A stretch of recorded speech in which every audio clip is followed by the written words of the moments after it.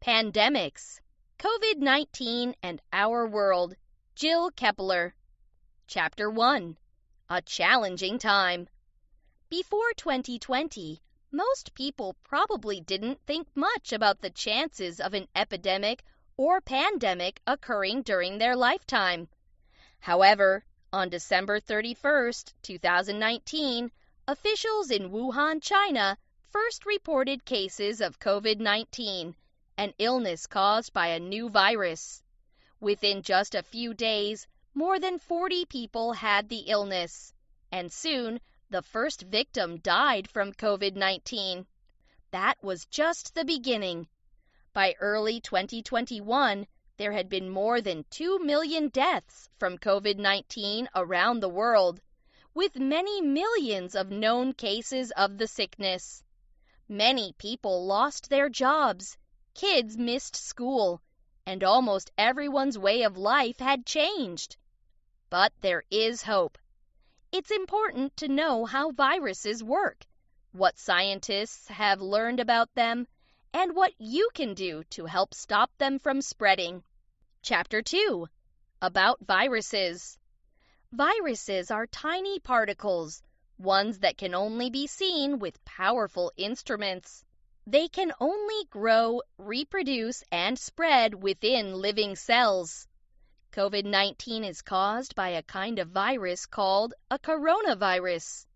A coronavirus also causes influenza, flu, and the common cold. Coronaviruses are named for their crown of spikes. Corona means crown. A kind of coronavirus also causes SARS, which stands for Severe Acute Respiratory Syndrome, in humans. In late 2002, SARS spread from Asia through many parts of the world, causing quarantines and other safety measures. However, the outbreak was controlled by the end of July 2003. Fewer than 800 people died from SARS. The illness was similar in some ways to COVID-19. Scientists believe that SARS started in a kind of bat or another animal and then jumped to humans. COVID-19 may have done the same. Chapter 3, Epidemics in History. There have been many epidemics and pandemics throughout human history, including those caused by illnesses such as cholera, the flu, and plague. Perhaps the best-known plague is the Black Death, which hit Europe in the 14th century. It may have killed 1/4 to 1/3 of the population, as many as 25 million people. It was probably spread by fleas carried by rats. The flu pandemic of 1918 to 1919 also hit the world hard. Like COVID-19, it spread through people by airborne respiratory droplets. It spread very quickly because World War I meant there were many soldiers close together. Millions of people, perhaps up to 100 million, died. Other epidemics, including AIDS, MERS, Middle East Respiratory Syndrome, and the Ebola virus, have happened since then. Still, few people seemed to expect the rise of COVID-19. Chapter 4, Learning from the Past. For every sickness humanity has dealt with over the years, there have been lessons too. Over time, people learned more about the science behind health and illness. As time went on, the idea of public health, the art and science of protecting and improving community health through sanitation, preventative measures, and use of science began to take shape. John Snow, a doctor in London during the mid-1800s, became known as the father of epidemiology for his work investigating the start and spread of cholera epidemics. He believed the disease was caused by germs instead of bad air, and he proved it with study. More recent epidemics and pandemics have taught us lessons too. The 1918 flu pandemic showed scientists and historians that social distancing helped keep the sickness from spreading. Chapter 5, COVID-19 appears. Chinese officials reported the first cases of COVID-19 on December 31, 2019, but the sickness likely had been around longer than that. Symptoms were reported as fever, cough, and shortness of breath. Epidemiologists looked for the cause. It turned out that many of the infected people had visited a live animal market in Wuhan, China. Scientists working with the samples discovered the sickness was caused by a new coronavirus. COVID-19, short for Coronavirus Disease 2019, spread quickly. People began to die. Soon, China faced an epidemic. By mid-January, there were confirmed cases outside the country. By January 23rd, Chinese officials ordered a lockdown in Wuhan and a few other cities. A week later, the World Health Organization, WHO, declared a public health emergency of global concern because of COVID-19. Chapter 6. The virus spreads. By the end of January, there were COVID-19 cases in many countries, including the United States. By February, people outside China started to die from the illness. Scientists studied more about the illness and the virus. In time, scientists discovered that people could have COVID-19 for 1 to 14 days before they showed signs of it. That means people can spread the virus long before they know they have it. In fact, some people may be able to spread COVID-19 without any symptoms at all. On March 11th, the World Health Organization announced that the COVID-19 outbreak was officially considered a pandemic. This was because of how fast the illness spread and because of the inaction of some governments. At the time, there were more than 118,000 cases. More than 4,000 people had died. Chapter 7. What happened in Italy? Although there were warnings, some world leaders and others didn't seem to realize just how dangerous COVID-19 could be. Italian officials closed down many events in the country by late February. However, the virus continued to spread, and soon officials put a number of areas under a strict quarantine. Still, by the end of March, the death toll in Italy had passed 10,000. There were a few reasons why the virus became such a problem there during this first wave. Many politicians didn't want to take action early on. Some people didn't listen to experts or follow quarantines at first. Officials also put safety measures in place little by little instead of all at once. That let the virus get started in the country and then spread. Chapter 8. Coming to America. The first known case of COVID-19 in the United States was confirmed on January 21, 2020, in Washington state. The first COVID-19 death in the United States occurred on February 6th in California. As in Italy, many U.S. officials and residents didn't think COVID-19 was much of a threat at first. However, the virus was already spreading across the country. There was a lot of confusion. Every state dealt with the outbreaks in different ways. Testing for the virus didn't work very well. Some states started to close schools to try to stop the spread. By March 17th, all 50 states had cases of the virus. There had been more than 100 known deaths and more than 6,000 cases. Chapter 9. Coast to Coast. By March 20th, New York was the center of the COVID-19 outbreak in the United States. Its conditions had become so bad so fast, in part because the state and city shut down too late to control the rise. California, on the other hand, shut down when there were far fewer cases there. There may also have been other factors, such as population wealth, population density, and race. African Americans seem to be hit worse by COVID-19, and New York has a higher African American population. However, cases in New York then slowed thanks to the shutdown. California, on the other hand, had issues once it started to reopen in May 2020. Many people began to act like the virus was gone, and it began to spread quickly again. Case numbers soon passed those in New York State. Chapter 10. Taking Sides. By March 26, 2020, the United States passed China to lead the world in COVID-19 cases. Some health organization directors say that the United States went wrong with its COVID-19 reaction in a few different ways. Many leaders denied COVID-19 was a threat.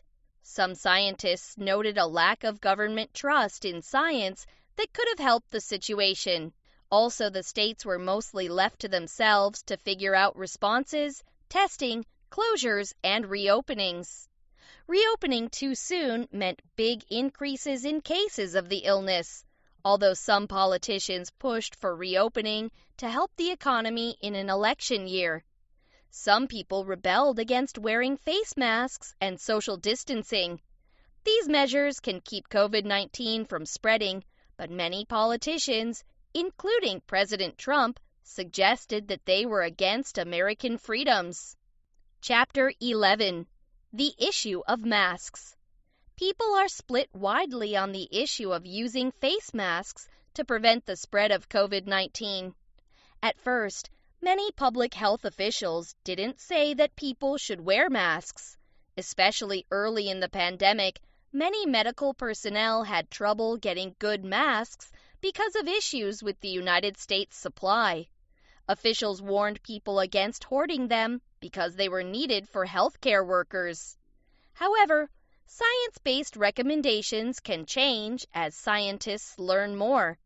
They continued to study the way COVID-19 spread and learned that masks could help prevent the spread of the tiny, virus-laden particles that can infect people. With this information, public health officials started saying that people should wear masks when around others. Some states and communities began to require masks when in public. However, some people still fought these rules. Chapter 12. Hope through Science. Many people who get COVID-19 probably won't have bad symptoms. Some people have no symptoms at all. However, some people will get very ill and need to stay in the hospital. Some die from the illness. Doctors also still aren't sure what the full after effects of COVID-19 might be. The virus can damage the heart, lungs, and brain, although scientists are still studying the long-term effects. There was a great deal of hope in the beginning of 2021, however. A few companies have produced vaccines that seem to work well against COVID-19. By early 2021, efforts to vaccinate the U.S. population were underway. Also, in late October 2020, the U.S. Food and Drug Administration, FDA, approved the first drug, remdesivir, to be used in treating COVID-19. Chapter 13. Look for the helpers. The COVID-19 pandemic has been hard, but many young people have stepped up to make a difference. Avi Schiffman, a teenager from Washington State, created a COVID-19 tracker online, ncov2019.live/data, one so thorough that scientists have used it. He had help from a team of other teenagers from around the world. Some young journalists joined the Teenage Reporting Project COVID-19, www.globalyouth&newsmedia prize.net/project-world-teenage-reporting-pro. The project has included many stories about young people doing their best to make a difference in many ways. Some young people have found new ways to create protective equipment to help in the COVID-19 fight. Claire Kong of the United States was one of the teenagers who who started Washington Youth for Masks to provide safety equipment to hospitals. Other students have created face masks with 3D printers. Chapter 14. Into the Future. With the rise of COVID-19, the world changed forever. As of late February 2021, there have been more than 26 million cases in the United States and more than 500,000 people have died. Worldwide, there have been more than 106 million cases and more than 2.3 million deaths. The United States continues to have the highest number of cases and deaths in the world. Things are different for everyone, including young people. No one truly knows just what the future will look like. However, new United States leaders, including President Biden, have already outlined new plans for fighting the pandemic. Vaccines have been developed, and many people have already been vaccinated. There is hope. Together, we can make it through this pandemic and into a post-COVID-19 future.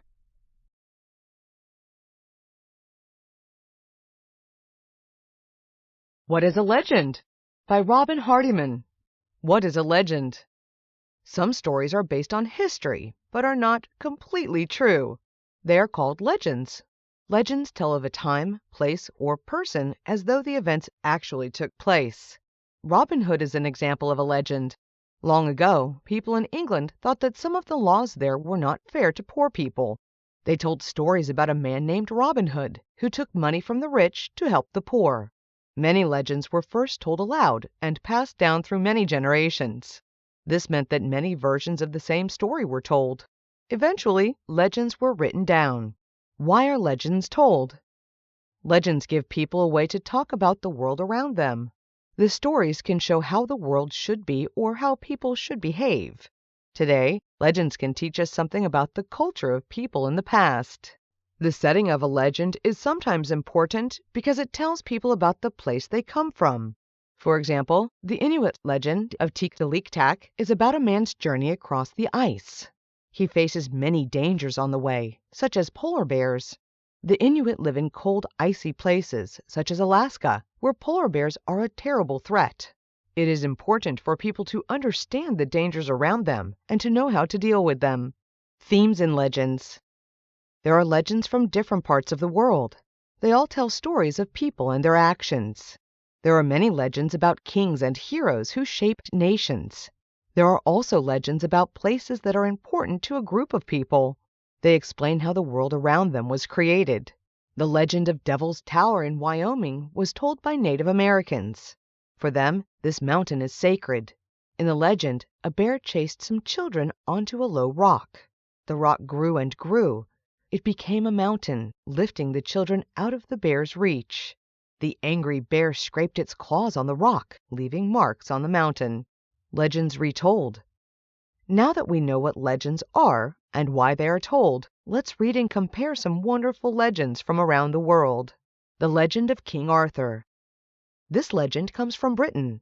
Long ago, King Uther Pendragon lived in Britain. When he died, people fought about who should be king. A magician named Merlin set a sword in a stone.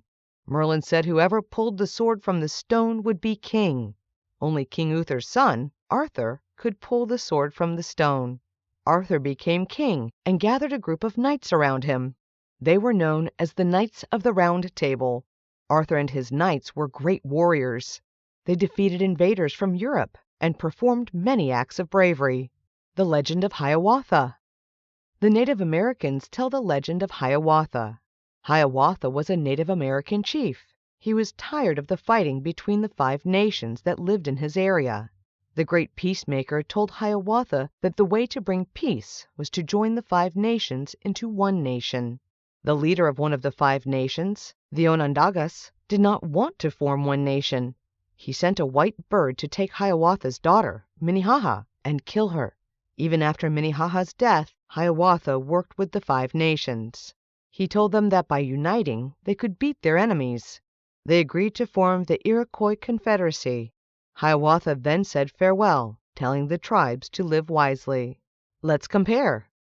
The legends of Arthur and Hiawatha are about wise and powerful leaders. Both Arthur and Hiawatha become leaders when their lands are in danger from invaders. These leaders help their people through times of trouble. Arthur may be based on a real king who lived in the 500s, when fierce fighters called the Anglo-Saxons invaded Britain. The legend of Arthur began in the early 1100s, when a man named Geoffrey of Monmouth wrote down the stories about Arthur's life. Hiawatha was probably a real person who lived in the 1500s, in the region that was to become New York State. At that time, the 5 Native American nations were being attacked from the north. Hiawatha worked to unite them, creating the Iroquois Confederacy. The magical detail of his story, such as the great white bird that takes Minnehaha, was important in Native American culture. The legend of Atlantis. This legend comes from ancient Greece. When the gods of ancient Greece divided up the land, Poseidon, god of the sea, was given the island of Atlantis. The island lay in the Atlantic Ocean. Poseidon made his son Atlas the king of Atlantis and of the ocean. Poseidon carved the island's main mountain into a palace. The palace became a beautiful, rich city. One day there was a terrible earthquake. It caused a huge wave in the ocean that swallowed Atlantis. The beautiful city vanished, lost beneath the waves forever. The legend of El Dorado. This legend comes from the Muisca tribe who lived in Colombia in South America. El Dorado was the chief or Zipa of the Muisca tribe. His name means the Gilded One. The Muisca worshipped a goddess with offerings of gold. In an important ceremony, the Zipa covered himself in gold dust. He put gold objects onto a raft and climbed onto it. The raft was pushed out onto the holy lake, Lake Guatavita. As people watched, the chief offered the gold dust on his body to the goddess by diving into the lake. When Spanish invaders arrived in South America in the 1500s, they heard rumors of the Muisca's gold. They believed that Lake Guatavita was rich with gold, so they drained the lake. They found little gold and decided the kingdom of El Dorado must be somewhere else. The Spanish then set off to find it. Let's compare. The legends of Atlantis and El Dorado are about wealthy places. Atlantis was an island where the people were wealthy. El Dorado came to mean city of gold with endless wealth. Atlantis probably never existed. However, the story could be based on a real event. Long ago, a volcano erupted on the island of Thera. This caused a huge wave that could have covered another island, or Thera itself could have been Atlantis and was covered by the wave. El Dorado was originally a person, not a place. The Spanish heard of his golden offerings, and the legend spread. In the story, El Dorado became a city made of gold. For years, Europeans searched for El Dorado, but no one ever found the legendary city. Alligators in New York. One famous modern legend is about the city of New York. Nearly 100 years ago, so the story goes, some New Yorkers went to Florida on vacation. They visited the alligators there, bringing home baby alligators for their children to keep as pets. When the alligators grew too big, the parents flushed them down the toilet. Some of these alligators are said to have survived in the sewers. They had babies. Then their babies had babies. Now some people believe that there are lots of fierce alligators in the sewers. Because they never see daylight, the alligators are white instead of brown. From time to time, the legend has it, a poor sewer worker catches sight of one of these terrible creatures. The legend of Bigfoot. This is an American legend. Bigfoot, or Sasquatch, is a large, hairy creature, a little like an ape. It walks upright on 2 legs. Most scientists consider Bigfoot to be folklore or misidentification. However, some people think it lives in the forests of the northwestern United States. People have also reported seeing it in other parts of the country and in Canada. They say Bigfoot comes out mostly at night. Reports say that Bigfoot is 6 to 10 feet, 1.8 to 3 meters tall. It has thick legs and is covered in reddish-brown hair. People who think they saw Bigfoot say they also smelled something terrible when they saw the beast. Footprints, up to 2 feet, 60 centimeters long, were also found. People say Bigfoot is very strong and can run fast. The beast has been heard whistling, roaring, and even screaming. Let's compare. The legend of the alligators in the sewers and Bigfoot are about something scary. Sometimes people like to be a little scared because it can be exciting. People also like to believe the impossible or unlikely. Alligators could not survive in the sewers of New York. It is too cold for them to live there. The sewage would also poison them. The legend cannot be true. There are many legends about wild men, such as Bigfoot, from cultures all around the world. They have been told for hundreds of years to entertain children and to excite them. These modern legends tell us something about our world and our beliefs. They show what we are afraid of, or what we think is funny. Write your own legend. Are you ready to write your own legend? Here are some simple steps to help you start. 1. Historic or modern? Decide whether your legend will be set in the past or be a modern legend based on life today. 2. Pick your subject. If you are writing about the past, choose a time or a person in history that interests you. Or you could write about an interesting feature in the landscape near where you live and describe how it came to be the way it is today. 3. Think of a plot. Your legend could be about someone's bravery or remarkable achievement. 4. Find your characters. Along with your hero, choose other characters too. They can also include animals. 5. Sketch out your legend. Make a map of the story, showing the start, middle, and end. 6. Write and rewrite. Write your legend, then read it through and change anything you do not like. Finished? Read your legend to a friend or a family member. Email it to your teacher, your family, and friends. What is a myth? By Jeff Barker. What is a myth? In ancient times, myths were used to explain how the world came to be and how things worked. They were also used to teach lessons or values and to explain religious beliefs. Mythical stories gave information, but they were also fun. Listeners were captivated by tales of heroes defeating giants, winged creatures changing into humans, and beautiful women saving men they loved. Parents told myths to their children, and they passed them on to their own children through many generations. Eventually, people started to write down myths. Why are myths told? Myths have a purpose. Some ask difficult questions such as, where are we from, and what happens when we die? Some myths teach a moral, a lesson you learn. Characters in myths deal with strong feelings such as fear and love. As myths have been told over time, they have changed. Today, there are different versions of the same myths. Many places around the world, from North America to India and China, have similar myths. The stories are not exactly the same, but parts of them are alike. Themes in myths. There are many different themes in myths. Creation myths explain how the world began. In some myths, people make difficult decisions as they try to do the right thing. In other myths, heroes fight battles, face incredible creatures, or try to win their sweetheart's love. Some heroes even take on the gods. Heroes often have awesome adventures. For example, a Greek myth tells of Perseus, who chopped off the head of a scary creature named Medusa. Myths retold. Now that we know what myths are and why they are told, let's read and compare some wonderful myths from around the world. Ymir, the frost giant. This myth is from Northern Europe. In the beginning there was nothing. Then two places formed.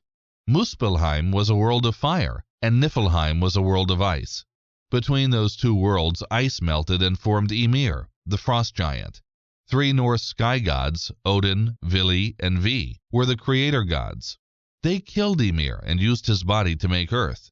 They used his bones as mountains and his blood to create the oceans, lakes, and rivers. Ymir's skull became the sky.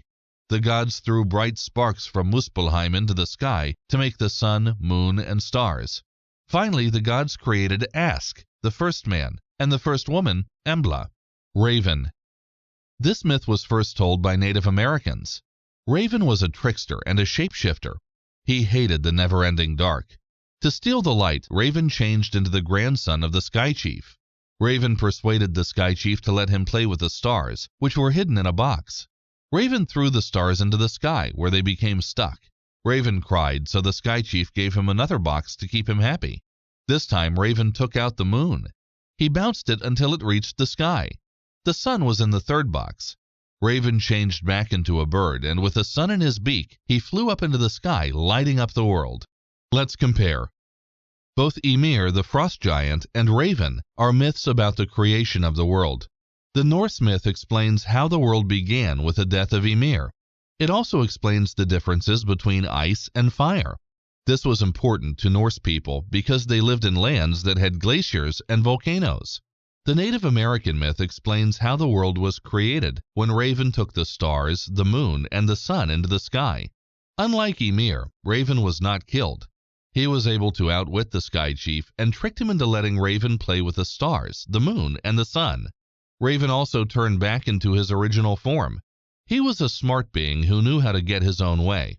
Raven is an important character in many Native American creation myths. Theseus and the Minotaur. This myth comes from ancient Greece. 7 boys and 7 girls were sent from Athens in Greece to face the Minotaur. The Minotaur lived in a maze on the island of Crete. The Minotaur was half man, half bull, and it had a taste for human flesh. Theseus, the son of King Aegeus, asked to go to Crete to fight the beast. The king of Crete's daughter, Ariadne, fell in love with Theseus. She gave him a sword to fight the Minotaur and a ball of thread to mark his way in the maze. When Theseus found the Minotaur, he cut off its head. He followed the thread back through the maze to the entrance. Theseus had killed the beast and escaped. Horus and Seth. This myth comes from ancient Egypt. Seth killed his brother, King Osiris, and made himself king in place of Osiris's son, Horus. Horus then challenged his uncle to various battles. The final battle was a boat race. Seth wanted to make both boats from stone, but Horus tricked him. He used a wooden boat that was painted as if it were made of stone. Seth's boat sank, and he lost the battle. The gods were watching this great battle. They realized that Horus was a worthy king and winner of the contests. Seth was forced to leave the country forever, and Horus became king. Let's compare. Theseus and the Minotaur and Horus and Seth are myths about heroes who do the right thing. In the Greek myth, Theseus is a hero who offers to fight the Minotaur. By sacrificing himself, Theseus has done the right thing. In the Egyptian coming-of-age myth, Horus is a hero who knows that he has a duty to kill his uncle, Seth. It is a matter of honor. By fighting Seth, Horus could replace him as king or pharaoh and rule Egypt fairly. Theseus's adventure in Crete does not last long. He kills the Minotaur and leaves for home in victory. However, Horus's battles with his uncle last for years. They start when he is a young man and continue until Horus finally defeats his uncle. Aeneas. This myth comes from ancient Rome. Aeneas was a great Trojan warrior, but he could not help the Trojans win their war against the ancient Greeks. He knew he had to take his people on a journey to found a new nation. Aeneas traveled to the underworld. There the Sibyl, a prophetess, showed him what a city named Rome would look like in the future. Aeneas then knew that he had to carry on and start the city of Rome. Monkey. Monkey is a popular hero in ancient Chinese myths. Monkey upset the gods, so he was sent to hell. He freed himself and looked at the Book of Judgments. He read that he would live for 342 years. Monkey wanted to live forever, so he crossed out his name. The Jade Emperor sent Monkey to heaven so the emperor could watch over him. There, Monkey looked after the garden where the peaches of immortality grew. Monkey stole the peaches and decided to take over heaven. The Jade Emperor went to the Buddha for advice. The Buddha held Monkey in his hand and asked him to show his great power.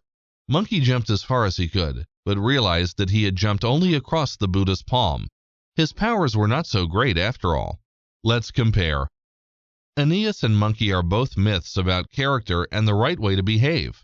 Aeneas is fearless in battle, fighting bravely for the Trojan people. He has to go on an important journey to fulfill his destiny. The Romans see Aeneas as a very important person who founded their city. Monkey is an unusual character. He is mischievous and enjoys causing trouble. Unlike Aeneas, who is a team player, Monkey is very selfish. Monkey is ambitious and fights against his destiny. Monkey has to be taught a lesson by the gods, and eventually he becomes wiser. He stands up to authority and power. This popular tale also shows how the Buddha is much wiser than Monkey. Write your own myth. Are you ready to write your own myth? Here are some simple steps to help you start. 1. Pick your setting. Decide where you will set your myth. For example, will it be on a hot desert island or on a strange distant planet? 2. Choose the main event. Most myths have a central event, such as a terrible storm or a superhuman act. What will your myth include? 3. Research your myth. Find out as many facts as you can before you write your myth. 4. Pick characters. Decide who your characters will be and what type of people or creatures they will be. 5. Sketch your myth.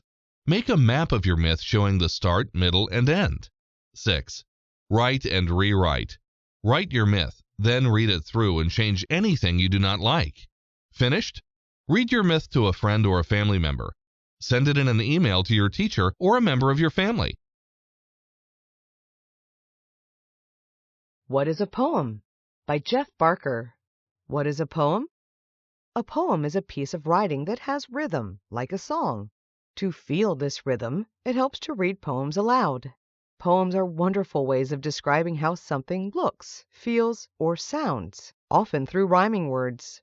Poems have been written for thousands of years.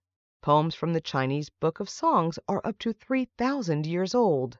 Some early poems came from ancient folk songs. Other poems came from stories that were told aloud and passed down from one generation to the next.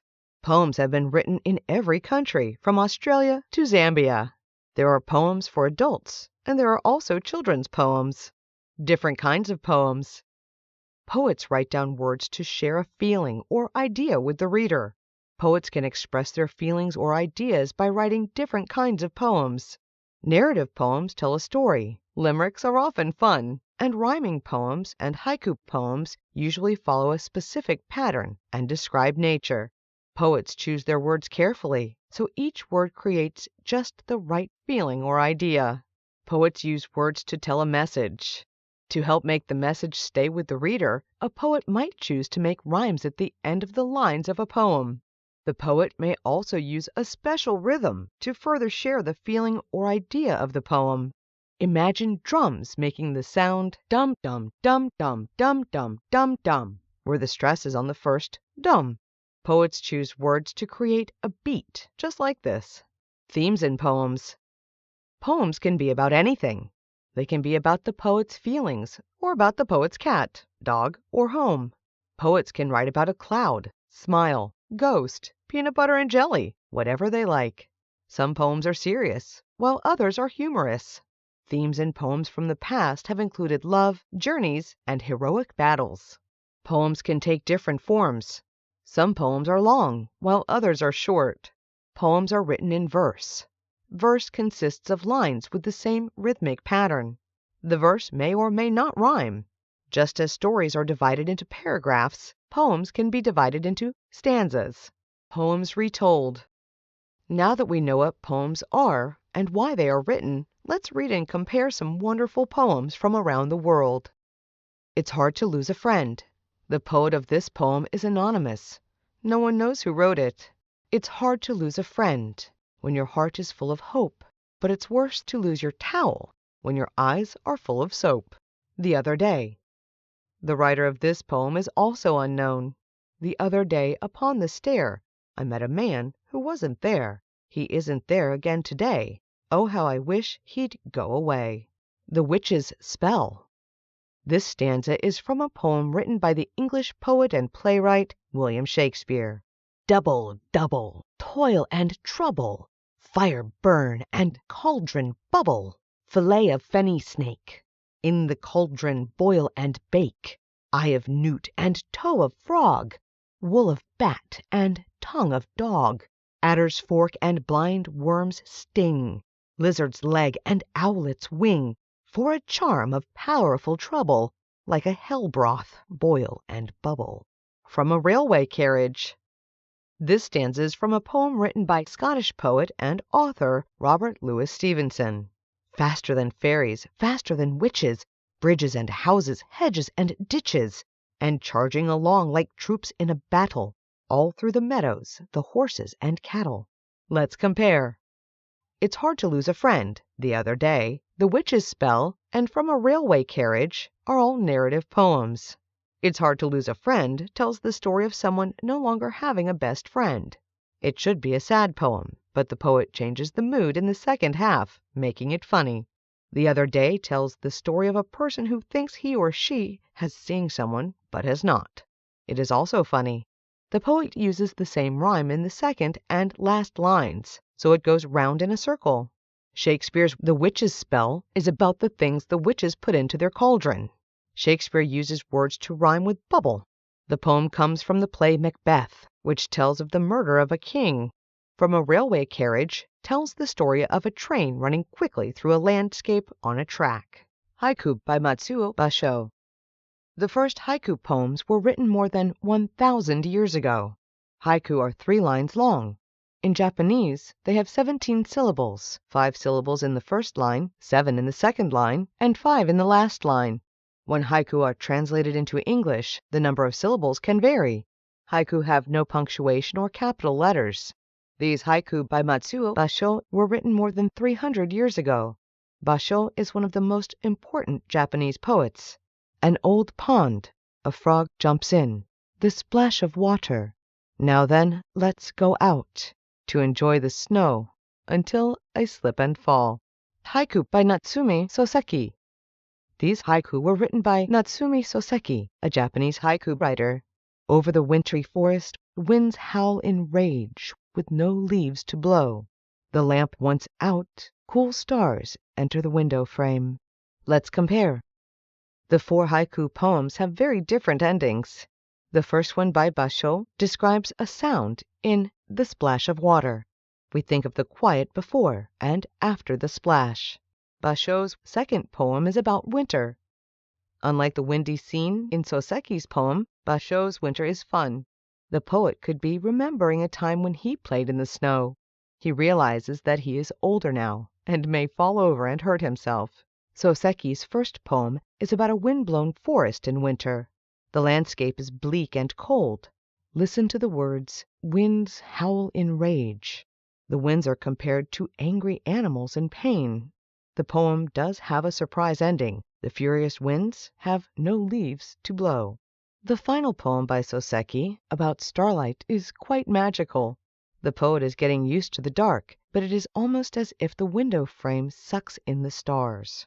The poem describes the moments when your eyes start getting used to the dark outside. Gradually you see more and more pinpricks of light in the night sky. Limericks by Edward Lear.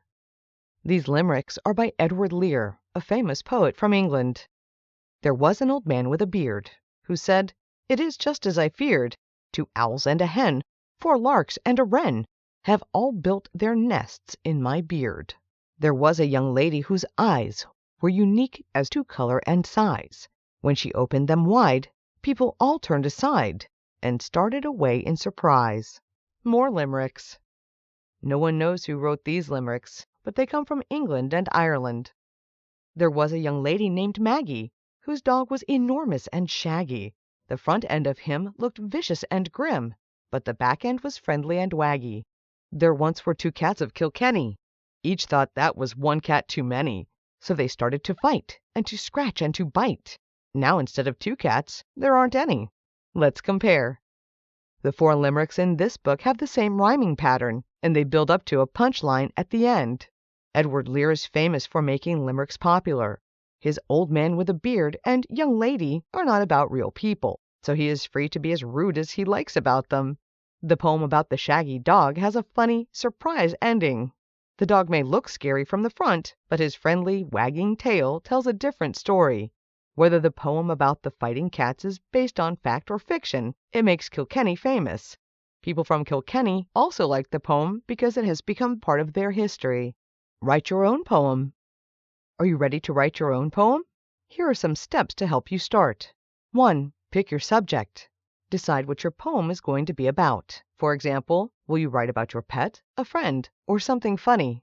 2. Pick a type of poem. Will a narrative poem, a haiku, or a limerick suit your poem best? Make the form of your poem match your subject. 3. Note ideas. Write down ideas that come into your mind. Combine all sorts of different words to describe what you want to say. 4. Check the rhythm. Do the words and lines sound good?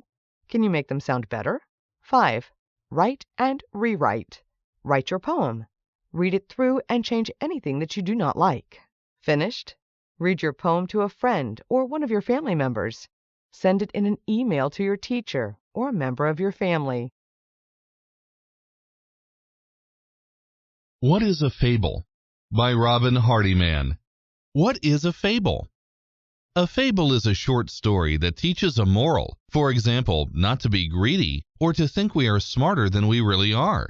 Various countries often have similar fables where the moral is the same, but the setting and characters are different. The characters in a fable are animals or objects that come to life and act like humans. The same animals are used over and over in fables because they behave in a certain way. For example, foxes are smart and wolves are fierce. The animal's behavior helps to tell the moral of the tale.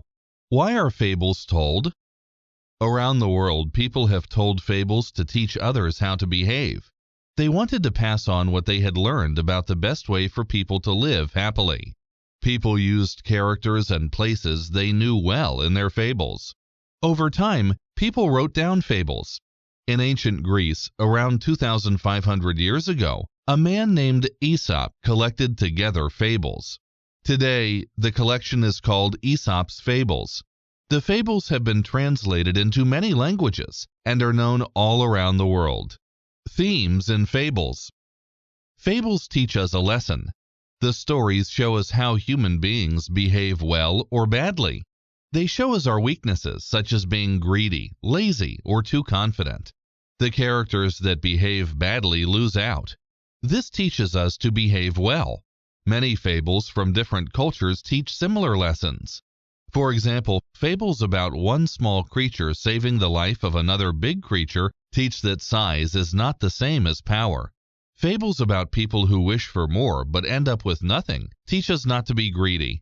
Fables retold. Now that we know what fables are and why they are told, let's read and compare some wonderful fables from around the world. The Fox and the Cat. This fable was written down by the ancient Greek storyteller Aesop. One day, a fox and a cat were walking together. The fox was boasting about how smart he was. "I know 100 tricks for escaping from my enemies," he said. "I know only one trick for that," said the cat, "but it works for me." Just then they heard the sound of hunters and their dogs. The cat quickly ran up a tree and hid. "This is my trick," she said. "What are you going to do?" The fox could not decide which of his tricks to use. He thought of one, then of another. While he was thinking about the tricks, the dogs caught him, and he was killed. It is better to have one plan that works than 100 that you cannot depend on. The fish that were too clever. This fable comes from India. Two fish and a frog lived in a pond. One evening, the creatures heard some fishermen talking about coming to fish in the pond the next day.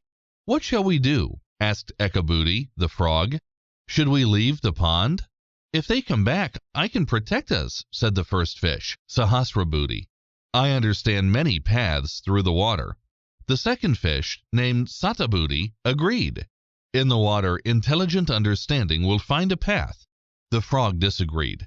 "I have only one understanding, and it is telling me to flee." And he left the pond. The next day the fishermen returned. They spread their nets on the water. The fish swam one way and then another, but they were caught and killed. The frog saw them and said, "Those fish with many ideas are dead, but I, with one idea, am still alive." Let's compare. Both the fox and the cat and the fish that were too clever have the same moral. In a time of danger, it is better to have one clear plan that works than many plans that might work.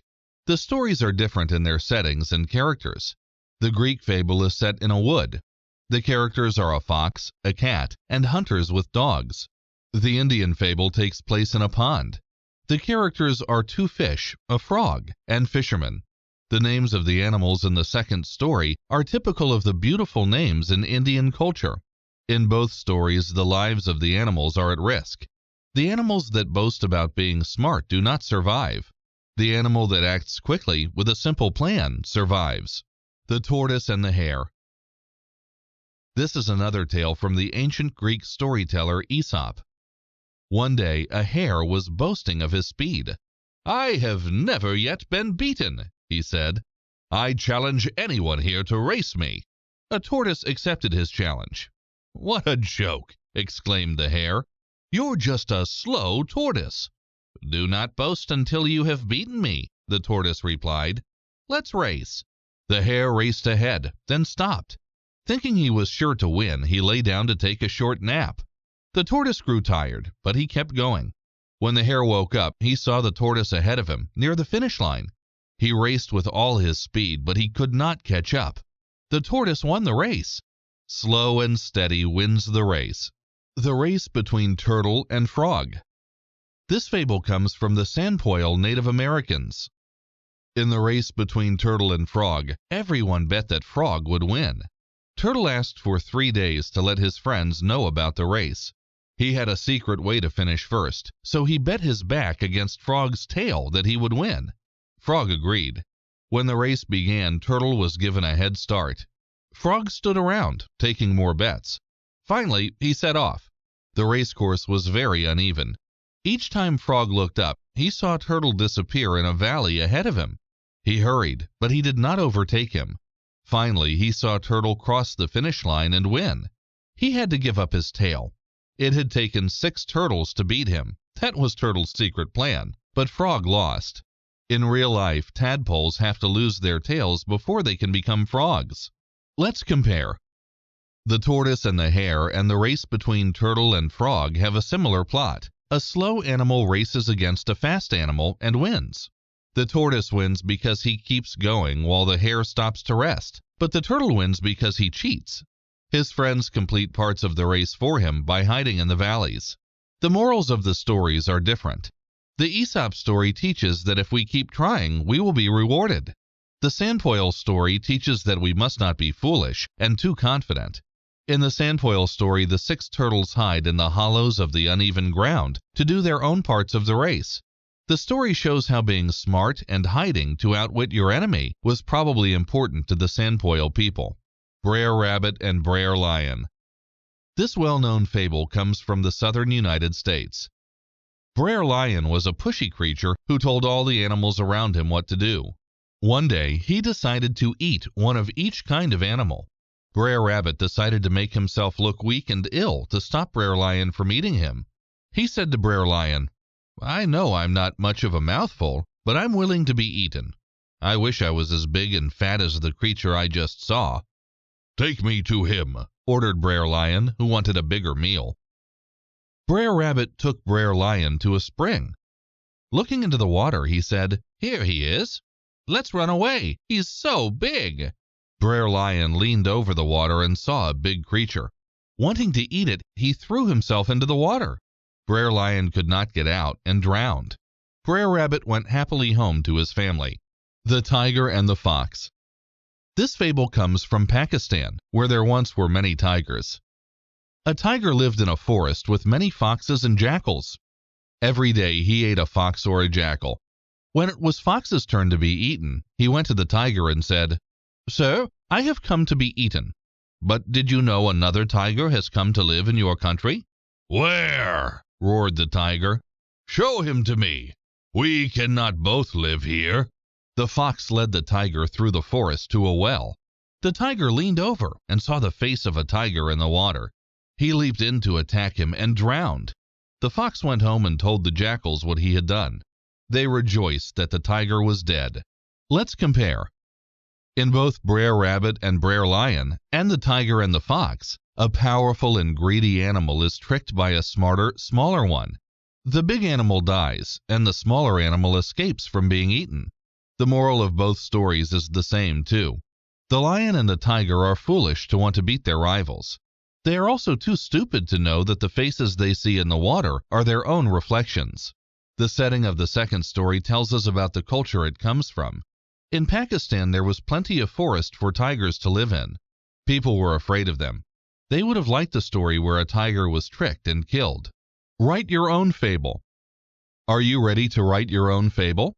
Here are some simple steps to help you start. 1. Choose your lesson or moral. This is the focus of any fable. You may choose one from the stories in this book or invent your own. 2. Pick a setting. This is the location for your fable. It may be a familiar place or somewhere in a different part of the world. Will it be set in the present day or in the past? 3. Find your characters. In a fable, these are always animals. They usually talk. They behave in typical ways. For example, foxes are cunning. 4. Sketch out your fable. Make a map of the story, showing the start, middle, and end. Keep the plot simple. Include your moral at the end. 5. Write and rewrite. Write your fable, then read through it and change anything you do not like. Finished? Read your fable to a friend or one of your family members. Send it in an email to your teacher or a member of your family. What is a fairy tale? By Robin Hardiman. What is a fairy tale? Fairy tales are stories written for children. They tell the story of a person having a difficult time, but they almost always have a happy ending. Fairy tales are full of wonderful characters, from evil witches and unicorns to fairies and elves. Storytellers based characters and settings for their fairy tales on places and people from their own culture. Fairy tales were first told aloud. They were passed down from one generation to another. As the stories were told over time, they changed. Eventually, fairy tales were written down. Since then, the stories have been rewritten many times. Why are fairy tales told? Every culture has its own fairy tales that people tell to their children and pass down the generations. Fairy tales are told to entertain children and also to teach them the importance of characteristics such as love, kindness, and courage. Many of the fairy tales we know today were collected and written down by two German brothers named Jacob and Wilhelm Grimm. They are better known as the Brothers Grimm. The brothers wanted people everywhere to be able to read their stories. Fairy tales in their collection include Rapunzel, the Frog Prince, Snow White, and Hansel and Gretel. Themes in fairy tales. In fairy tales, good people struggle against difficulty caused by bad people. At the end of the tales, the good people win. Good characters in fairy tales often have luck or magic on their side. The main characters in fairy tales are people. They can be children, kings and queens, or peasants. Fairy tales have imaginary characters too, such as beasts, dwarfs, elves, fairy godmothers, witches, and giants. Fairy tales are usually set in the past. The settings for fairy tales include castles, thick forests, and villages. Sometimes the settings are imaginary. In Jack and the Beanstalk, for example, the giant's home is at the top of an enormous magic beanstalk. Fairy tales retold. Now that we know what fairy tales are and why they are told, let's read and compare some wonderful fairy tales from around the world. Cinderella. This fairy tale was first written down by a French author named Charles Perrault in 1697. Cinderella lived with her stepmother and two mean stepsisters. One day, the prince invited the young ladies of the land to a ball. Cinderella longed to go, but her sisters would not let her. As Cinderella wept, her fairy godmother appeared. Using magic, the fairy godmother turned a pumpkin into a golden coach, mice into horses, and a rat into a coachman. Cinderella's rags became a beautiful gown and a pair of glass slippers. The fairy godmother warned that the magic would end at midnight. At the ball, the prince and Cinderella fell in love. At midnight, she fled, leaving a slipper behind. The prince traveled the land to find the girl whose foot fit the slipper. Everyone tried it on. Eventually, Cinderella came forward. The prince had found his love, and they were married. Ye Shen. This fairy tale is from China. Ye Shen lived with her stepmother and stepsister. Her stepmother was jealous of Ye Shen's beauty. Ye Shen's only friend was a fish with golden eyes. One day, her stepmother went to the lake and killed the fish. As Ye Shen's tears fell into the water, an old man appeared. He told her that the fish's bones were magic and would give Ye Shen all she wished for. When the New Year festival came, the stepmother refused to let Ye Shen go. Ye Shen whispered to the bones that she wanted to go. Suddenly, she found herself dressed in a beautiful gown and slippers. At the festival, Ye Shen's stepsister saw her. Ye Shen ran away, leaving behind a slipper. A villager found the slipper. He sold it to a merchant, who gave it to the king. The king searched for the wearer of the slipper. When Ye Shen tried it on, her beautiful dress returned. She and the king fell in love and were married. Let's compare. The characters and plots in Cinderella and Ye Shen are similar. Both have a young girl who is treated badly by a stepmother and stepsisters. Cinderella and Ye Shen are not allowed to go to a special event, but they are helped to get there by magic. As the girls run away, they lose a shoe. The prince or king finds the shoe and searches for its wearer. Eventually he finds her, and they marry. The setting of each story is different. In Ye Shen, it is typically Chinese, and the party is the New Year festival. In Cinderella, there is a dance at the royal castle. European princes lived in castles, and they gave balls. The magic in Cinderella comes from a fairy godmother instead of a fish. The Fisherman and His Wife. This story comes from Germany. A fisherman lived with his wife in a hut. One day, he caught a flounder fish. "Please let me live," begged the fish. "I'm really a prince." The fisherman let him go. When he arrived home and told his wife, she scolded him. "Why didn't you ask him for something? Ask him for a better house for us." So the fisherman did just that. "Go home," said the fish. "You have a bigger house." It was true, but soon the wife was unhappy. She sent her husband to ask for a castle. They got their castle, but the wife told her husband she wanted to be queen. When her wish was granted, she demanded to be emperor. When that came true, she wanted to be pope. Finally, the fisherman told the fish, "My wife wants to be like God." "Go home," said the flounder. "She is back in her hut." And it was true. The Stonecutter. This is a Japanese fairy tale. A stonecutter was at a rich man's house. He saw beautiful things and wished, "If only I had a bed with silk curtains, I would be happy." A mountain spirit heard this and granted his wish. His house became a palace. One day he saw a prince with a golden umbrella to protect him from the sun. He wished for this, and it was granted to him. Still, the hot sun beat down. "I wish I were the sun," he said. His wish was granted. When a cloud hid the land from him, and he wished to be a cloud, his wish was granted. For weeks he sent rain onto the land. It washed away everything except the rocks. "I wish I were a rock," he said. The spirit granted his wish. When another stonecutter started working on the rock, he cried, "This child of earth is more mighty than a rock. I wish I were a man." The spirit granted his wish. Finally, he was happy. Let's compare. The Fisherman and His Wife and the Stonecutter are about being greedy. In the first story, the fisherman's wife wants to live in bigger and bigger houses. When she has that, she wants a more and more important title. When she asks to be like God, the fish punishes her for being too greedy. The stonecutter wishes for greatness. Unlike the fisherman's wife, he finally realizes that what he had at the start of the tale was good enough. The lesson is that we must value what we have. We must not always long for more. The people that the fisherman's wife wishes to be, king, emperor, pope, were the most powerful men in Europe. The stonecutter wants to conquer nature instead. Jack and the Beanstalk. This fairy tale comes from England. A poor boy named Jack lived with his mother. One day, Jack sold their cow for some beans. His angry mother threw the beans out of the window. The next morning, an enormous beanstalk had grown. Jack climbed it, and at the top, he found a house where a woman lived.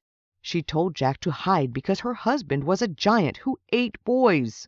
The giant came in and boomed, "Fee, fi, fo, fum, I smell the blood of an Englishman. Be he alive or be he dead, I'll grind his bones to make my bread." Jack escaped with a bag of gold. Later, he returned and stole a hen that laid golden eggs. The third time, he stole a golden harp. As he was escaping, the harp cried, "Master!" The giant heard it and chased Jack down the beanstalk. Quickly, Jack chopped down the beanstalk. The giant died, and Jack and his mother were rich and happy. 13th. This is a story from Italy about the youngest boy of 13 brothers.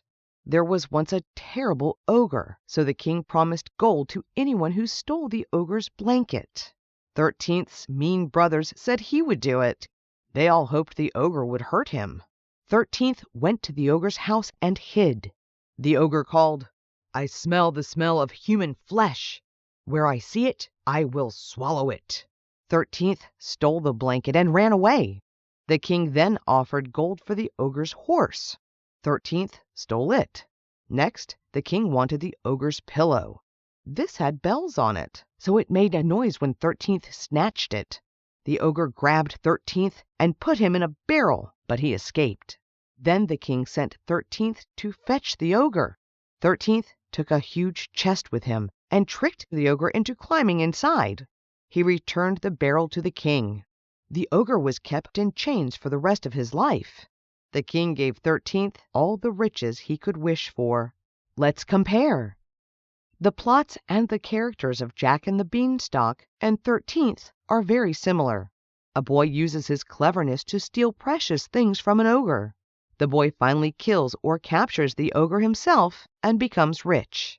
The settings of both stories are also similar. The ogres live in huge houses, but there is less magic in 13th. There is no beanstalk, hen that lays golden eggs, or talking harp. 13th steals ordinary things and uses his own smart thinking. In both stories, the hero tricks the giant. Jack kills him by chopping down the beanstalk. 13th gives the ogre to the king, who makes him live in chains. These are not good ways to behave, but the boys become rich. Some versions of the stories explain how the ogres were very bad. They stole from the people and killed them. In these stories, the boys act more justly. Write your own fairy tale. Are you ready to write your own fairy tale? Here are some simple steps to help you start. 1. Pick your setting. Do you want a modern location, or do you like tales set in castles and forests? 2. Think of a plot.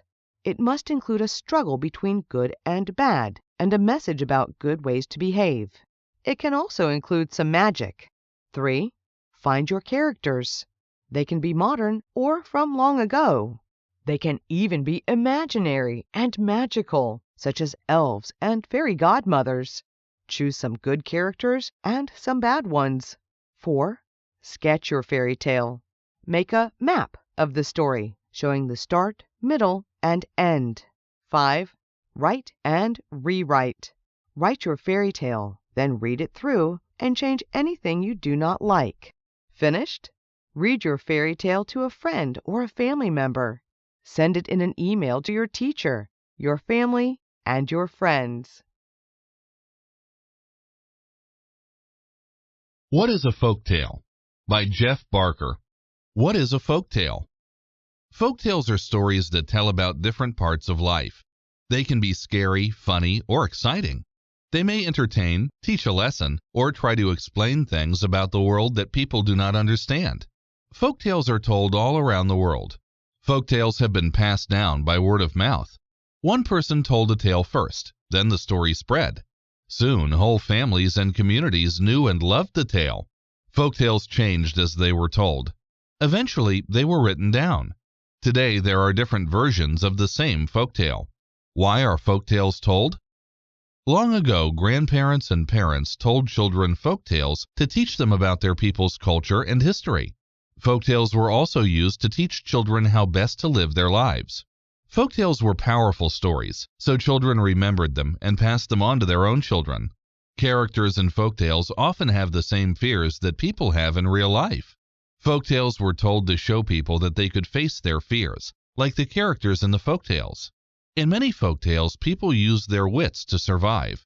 Some folktales teach a moral or a lesson. Some are just great stories that are told for fun. Themes in folktales. If you read a lot of folktales, you will see similar types of stories. Some folktales are about how people cope with problems. Other stories look at how people behave. The characters may make right decisions or they may make wrong decisions. The stories show how the characters live with their choices. Folktales look at what makes people good, such as kindness and bravery. They also explore what makes people bad. Some stories look at what it is to be cowardly, mean, and selfish. Folktales retold. Now that we know what folktales are and why they are told, let's read and compare some folktales from different parts of the world. The Giant Witch. This folktale comes from the Snohomish Native Americans. A witch lived in the forest. When she was hungry, she visited the nearby village, gathering up children in her basket. One day, one of the children she took was a hunchbacked boy. She went home with the boy in a basket on her back. Grabbing onto a tree, the boy escaped. From the tree, he watched the witch. He saw her light a fire before placing the children on rocks near the fire. Then she roasted and ate the children. The boy went home and told everyone what he had seen. When the witch returned, she caught all the village girls. In the basket, the girls hatched a plan. The witch made a fire, then put the girls on the rocks. But before she could eat them, the girls worked together and pushed the witch into the fire. Li Chi and the Serpent. This folktale comes from China. A giant serpent lived in Fujian in China. Every year, it ate a 12-year-old girl. One year, a brave girl named Li Chi offered herself for the snake. Her parents refused to let her go, but Li Chi left in secret. She took a sword and a hunting dog for protection. She also took some rice balls to tempt the snake from its cave. Li Chi headed for the serpent's cave and placed the rice balls at its entrance. The snake smelled the rice balls. When he opened his mouth, the hunting dog bit him, and Li Chi slashed him with her sword. Li Chi killed the giant serpent. When she returned home, the king made Li Chi his queen. Let's compare. Both the giant witch and Li Chi and the serpent are tales about the bravery of children. Li Chi stands up to the giant serpent. She is both fearless and smart. This folktale also shows how individuals can help their whole community. The giant witch is also about bravery. In this story, children work together. First, the hunchback boy watches the wicked witch to gather information. He shares this with everyone in the village. Next, when the girls are captured, they come up with a plan to kill the witch. Using their combined strength, they push the giant witch into the fire. This folktale shows how individuals should work together. The Girl Who Lived with the Wolves. This is a Sioux folktale from North America. A girl's tribe was moving from winter to summer camp. The girl went to gather fruit but got lost. Days later, she found the camp deserted. A wolf saw her and she was afraid. The wolf felt sorry for her and took the girl to live with his wolf pack. Soon she started to understand the wolves. The next spring, the girl saw some Sioux setting up camp. She was pleased to find them and left the wolves to be with the Sioux. The girl explained to them that the wolves hunted together and shared responsibilities. The chief told the tribe that they could learn from the wolves. If children, elders, or widows could not hunt, others should share their food with them. A story and a song. This Indian folktale tells how a woman knew a story and a song, but kept them inside her.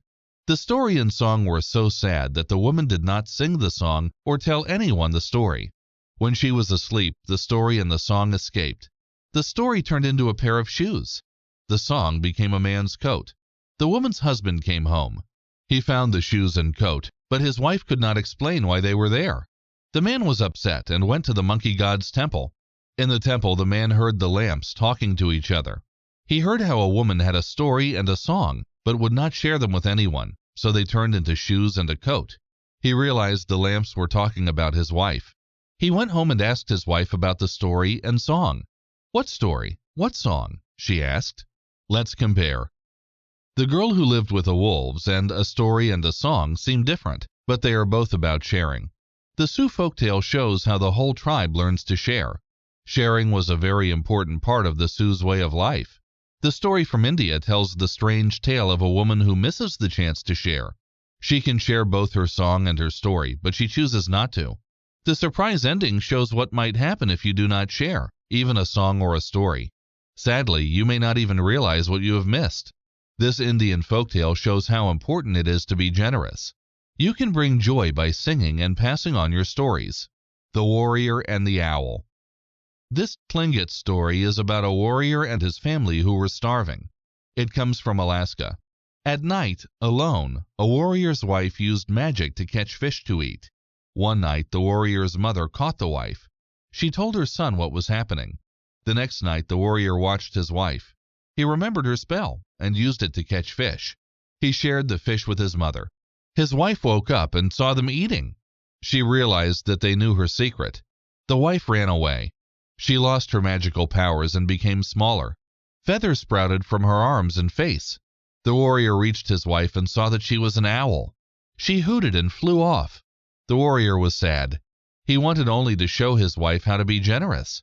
Today, the cry of the owl hooting reminds people of the wife's selfishness. Selakana. This story comes from Botswana. Girls were jealous of Selakana's beauty. They fooled her into throwing her jewelry into a pool for the river god. Selakana stood by the pool and cried out, "Show me my beads." The pool opened and Selakana found herself in a cave. She saw an old woman with one arm and one leg. Selakana felt sorry for the woman and did her chores. The woman rewarded Selakana by giving her jewelry and clothes. She helped Selakana escape from a cannibal that lived in the cave and showed her how to leave the pool. Selakana told the girls how she got her new jewelry. They went to the pool and met the old woman. They laughed at her and refused to help her. The old woman threatened to leave them with a cannibal. Afraid, they promised never to be selfish or jealous again. The woman helped them to escape. The girls realized how bad their behavior was, and they became kind, unselfish women. Let's compare. The warrior and the owl and Selakana are about selfishness. In the Alaskan folktale, the warrior's young wife is selfish. She is discovered by both her mother-in-law and husband and loses her magical powers. The story ends unhappily as the wife turns into an owl. This folktale also tries to explain why an owl's hooting sounds so sad. The girls who are jealous of Selakana trick her. When they hear of the riches she has gained, they are interested only in how they can also get jewelry from the old woman. Unlike Selakana, they feel nothing for the old woman, and they do not want to help her. However, unlike the wife in the Alaskan tale, they are given the chance to change their mean and selfish ways. Write your own folktale. Are you ready to write your own folktale? Here are some simple steps to help you start. 1. Pick your setting. Think about where you want to set your folktale. For example, will it be in a dark, damp cave or high on a cliff top? 2. Choose characters. Decide who your characters will be. They may be people or creatures. How might they behave? Are they good or bad? 3. Create a turning point. Many folktales have a turning point, such as discovering that someone acted wrongly. What will your folktale include? 4. Research your folktale. Find out details about your theme so you can use them in your folktale. 5. Sketch your folktale. Make a map of your folktale. Give it a beginning, middle, and end. 6. Write and rewrite. Write your tale, then read it through. Change anything you do not like. Finished? Read your folktale to a friend or one of your family members. Send it in an email to your teacher or a member of your family. Weather maps. What is a map? Maps are everywhere, and they help us understand the world in which we live. They help us travel through unfamiliar areas. They help us understand news and events throughout the world. Do you know the correct way to use a map? Have you wondered what a map really is? A map is a picture of an area on Earth. Maps can even be pictures of the entire world. Most maps have a legend. The legend shows you how to read the information on the map. On a weather map, the legend tells you what the different colors, symbols, and lines on the map mean. This book will teach you how to read and understand a weather map. Weather maps teach you about the weather of an area. Weather maps use special symbols to show different weather conditions. This weather map shows the United States. Temperature maps are one of many kinds of weather maps. This weather map of the United States shows the temperature around the country one day in December. The bar along the top of the map is the legend for temperature. Can you figure out where the temperature is the highest? What is weather? Weather is a combination of things that happen in the atmosphere above Earth.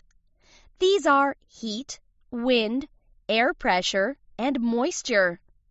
The sun has an effect on these things, which in turn causes changes in the weather. Precipitation, wind, and heat waves are examples of weather. Although it may not seem like it, air has weight, air moves, and air has moisture. The weight of the air is called air pressure. Air pressure changes depending on many things. For example, cold air weighs more than hot air. Air also moves. Warm air rises and cooler air falls. This circulation of air causes wind. Air also contains moisture. This moisture can collect in the form of clouds or fog. It can also fall in different forms of precipitation. The combination of wind, pressure, heat, and moisture in the air creates different weather in different areas at different times. What is a weather map? Maps give you information about an area. A weather map explains what type of weather to expect in the area the map shows. This is called forecasting. For example, a weather map can show you what temperature or what type of precipitation is expected in different areas. A weather map can also show whether cloud cover or changes in air pressure are forecasted. A weather map shows these weather patterns using symbols. Temperature is usually shown with colors.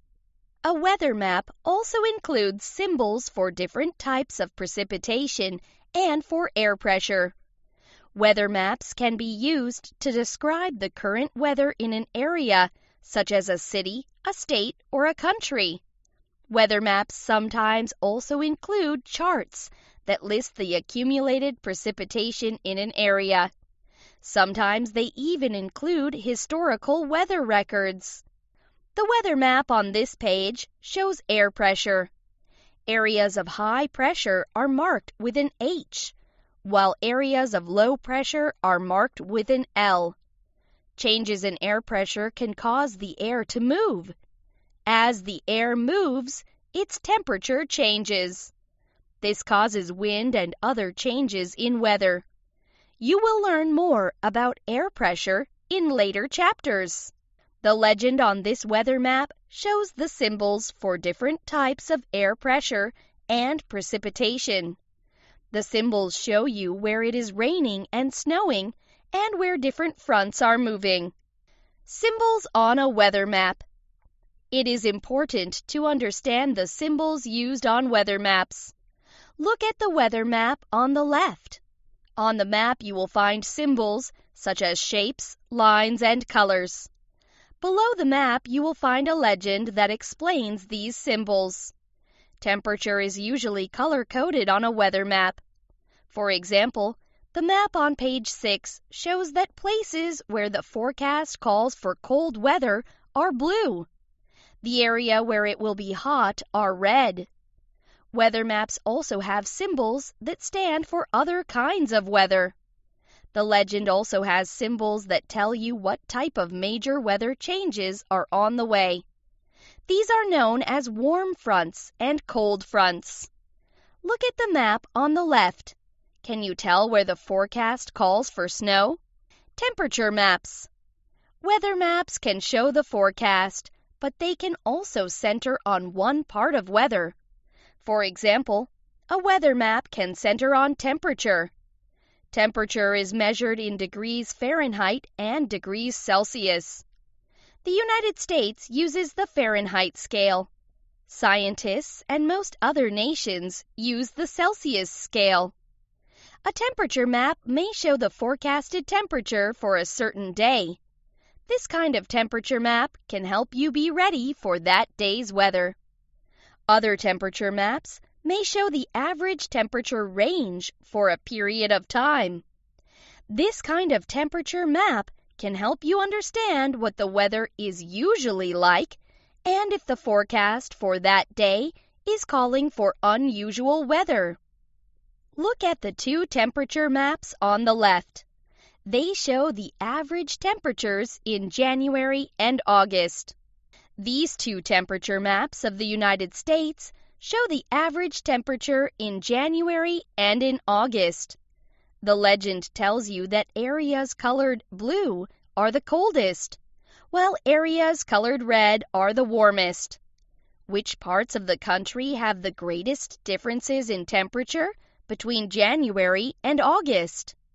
These two precipitation maps of the United States show the average amount of precipitation in January and in August. The legend tells you that the areas that are colored yellow get the least precipitation, while the areas colored dark green get the most. Air pressure and precipitation maps. Some weather maps show precipitation and air pressure. Precipitation maps use different symbols in the legend to show different kinds of precipitation on the map. For example, snow might be shown by snowflakes, and rain may look like dots. Other precipitation maps use letters to show precipitation. For example, R may stand for rain, and SN may stand for snow. An air pressure map can be harder to read. Some air pressure maps use the symbols H and L to show areas of high and low pressure. Other air pressure maps use isobars. An isobar is a line drawn on the weather map that connects areas of like pressure. The closer an isobar is to the low pressure area, the lower the pressure. The closer an isobar is to the high pressure area, the higher the air pressure. Direction and wind. Knowing the four basic directions is an important part of understanding all maps, including weather maps. Many maps have a compass rose that is marked with an N at the top, an S at the bottom, an E on the right, and a W on the left. These stand for the four main directions, which are north, south, east, and west. Understanding directions will help you understand wind as a part of weather. The wind blows in a direction. For example, a west wind blows from the west toward the east. If you were to trace the direction of a wind west on the map with your finger, it would move from left to right. Looking at the map on the left page, can you figure out which way the wind is blowing? This weather map shows wind speed and wind direction. The legend tells you that the arrows show you the direction of the wind and how fast it's blowing. Wind is measured in miles and kilometers per hour. Meteorologists use radar to look at precipitation. Weather radar works by sending beams into the air. How much of that beam and how fast the beam reflects back is then measured. Radar beams reflect back from different types of precipitation at different speeds. Radar beams reflect back from heavy precipitation differently, too. This is a radar picture of a hurricane off the coast of North Carolina. A hurricane is a large storm with heavy rain and strong winds. Forecasting weather. Meteorology is the study of weather. Meteorologists study weather and also forecast the weather. They make forecasts based on some of the ideas that we have talked about in the past chapters. Meteorologists also use tools to help them make weather forecasts. The most important of these tools is the barometer. A barometer measures air pressure. Studying changes in barometric pressure and studying changes in the wind direction give meteorologists an idea of what type of weather to expect within the next day. To make a more long-range forecast, meteorologists use the fact that weather generally travels from west to east in the United States. For example, if it is raining in Ohio, the rain will usually move east toward Pennsylvania. Meteorologists also use radar and satellites to look at how weather is moving and to make weather maps. How weather maps are made. There are thousands of weather stations around the world. These are places where information about weather is collected. Weather stations can be found on special balloons, ships, airplanes, and buildings. Information from weather stations can include barometer readings, temperature, accumulated precipitation, cloud cover, wind direction, and humidity. Humidity is a measure of the amount of water present in the air. Meteorologists use the information from weather stations to help forecast the weather. Satellites are other tools used in collecting weather information and making weather maps. Satellites take pictures of the weather as it appears from space. Satellites help in tracking storms, such as hurricanes. Weather maps are made from the pictures satellites take. Meteorologists are better able to forecast the path of storms and to warn people before they arrive by using these maps. Meteorologists also use satellites to follow weather. Satellites take pictures of Earth from outer space. Meteorologists can look at cloud cover and watch how weather changes as it moves around Earth by using satellite pictures. This is a satellite picture of a hurricane in the Gulf of Mexico. Where to find weather maps. Now that you know more about weather maps, do you know where you can find them? Weather maps can be found in places that are updated often, such as newspapers or the internet. They are also on the TV news. Newspaper weather maps usually include temperature ranges and precipitation data from all over the country, as well as historical record weather for that day. Most TV news shows have a weather forecast that uses weather maps. All these places use weather maps to forecast the weather. The meteorologists who create these forecasts use their knowledge of weather and weather maps to make the most correct forecasts they can. The growing use of satellites to create weather maps has made weather mapping more exact and more long-range forecasting.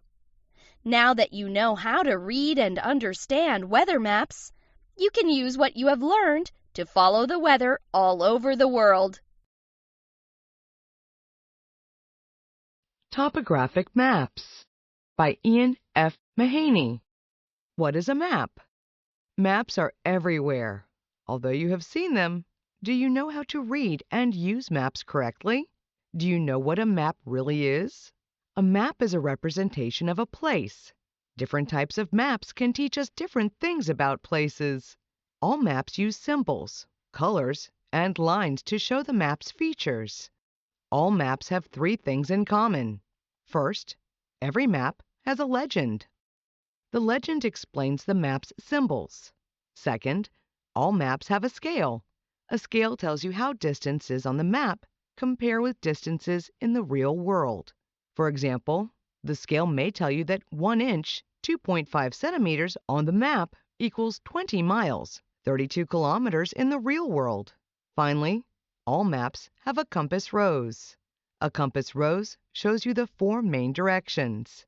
They are north, south, east, and west. This book will teach you about topographic maps. What is a topographic map? Unlike other maps, topographic maps can show the dimensions of an area's landscape, showing the steepness of hills and mountains and the flatness of plains. Topographic maps show all 3 of a feature's dimensions. These dimensions are length, width, and height. Look at the box in the picture. The box's length is its longest dimension. Its width is the dimension that is between the 2 length sides. Its height is the distance from the bottom to the top. Like the box, all things on Earth have 3 dimensions. Chimney Rock in the picture also has a length, a width, and a height. The fact that topographic maps show dimensions can make them hard to understand at first. Once you become familiar with how they work, You can use topographic maps to learn new things about the world around you. What is a scale? On a map, the scale shows how the distance on the map relates to the distance in the real world. Topographic maps always use the same type of measurement for each distance. For example, a topographic scale may show that 1 inch, 2.5 centimeters, is equal to 63,360 inches, 160,934 centimeters. There are 63,360 inches in 1 mile, 1.6 kilometers. So the scale is telling you that 1 inch on the map is equal to 1 mile in the real world. On a topographic map, this is usually written as the ratio 1 to 63,360. When a map shows a large area, such as a country, the scale is a very small ratio. These maps are called small-scale maps. Some maps show smaller areas, such as neighborhoods and towns. Because the area being mapped is so small, their scales will be larger ratios, and they are therefore called large-scale maps. Reading a topographic map. When you look at a topographic map, you probably see lots of colorful symbols and lines. The map's legend will explain these things. In the legend, you will find symbols for the things that appear on the map, and you will see what they stand for. There are many symbols that are commonly used on topographic maps. Topographic maps, like all other maps, use 3 basic types of symbols. Point symbols stand for small, fixed points, such as schools or hospitals. Area symbols stand for larger areas, such as forests. Line symbols stand for things such as roads. The legend also color codes the features on the map. Roads can be black or red lines. Red lines show major roads, like highways. Black lines show smaller roads. Bodies of water, like lakes, bays, and rivers, are blue. Forests are green, and just about any human-made object is black. What are contour lines? You learned that topographic maps show the dimensions of a landscape. But how is this shown? In the picture is a topographic map of a mountain with its dimensions labeled. Now imagine drawing rings around the picture of the mountain, going from the bottom of the mountain to the top. Each ring shows a different elevation. Now imagine flattening the mountain so that all you can see are the rings you have drawn. These are contour lines. Each contour line is a group of connected points on the map that are at the same elevation. Look at the map in the picture. The contour line that is labeled A shows areas that are at 1,500 feet, 457 meters. The contour line labeled B shows areas that are at 500 feet, 152 meters. All kinds of contours. Each contour line tells you something about the mapped area. Contour lines can be drawn in different shades of brown. There are 2 main types of contour lines. Index contours are thicker, dark lines that are labeled with a number. This number is the elevation of that contour line. In between index contours are thinner, lighter contours called intermediate contours. Intermediate contours are spaced between the index contours by intervals. You can figure out the distance of the interval by dividing the distance between the index contours by the number of intervals. If the index contours on a topographic map are at 100 feet, 30.5 meters, and 400 feet, 122 meters, then the index contours are 300 feet, 91.4 meters apart.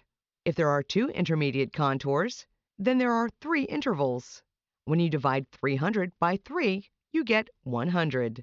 This means that the interval on the map is 100 feet, 30.5 meters. How steep is the land? You can tell if the elevation between the contour lines is rising or falling by the difference in the index contours. If the index contour numbers go up, the elevation is rising. If the index contour numbers go down, the elevation is falling. Sometimes, some contour lines are closer together than other contour lines. On the map in the picture, the contour lines are closer together in some places than they are in others. The difference in elevation between the lines is the same. So why are the spaces between the contour lines different? The reason is that the land is steeper where the lines are closer together. Close contour lines show steepness. When the land is less steep, the contour lines are farther apart. Working with a topographic map. If you were going to build a road, you would use topographic maps to help you build it safely. Imagine that you were hired to build a road between the Colorado cities of Denver and Leadville.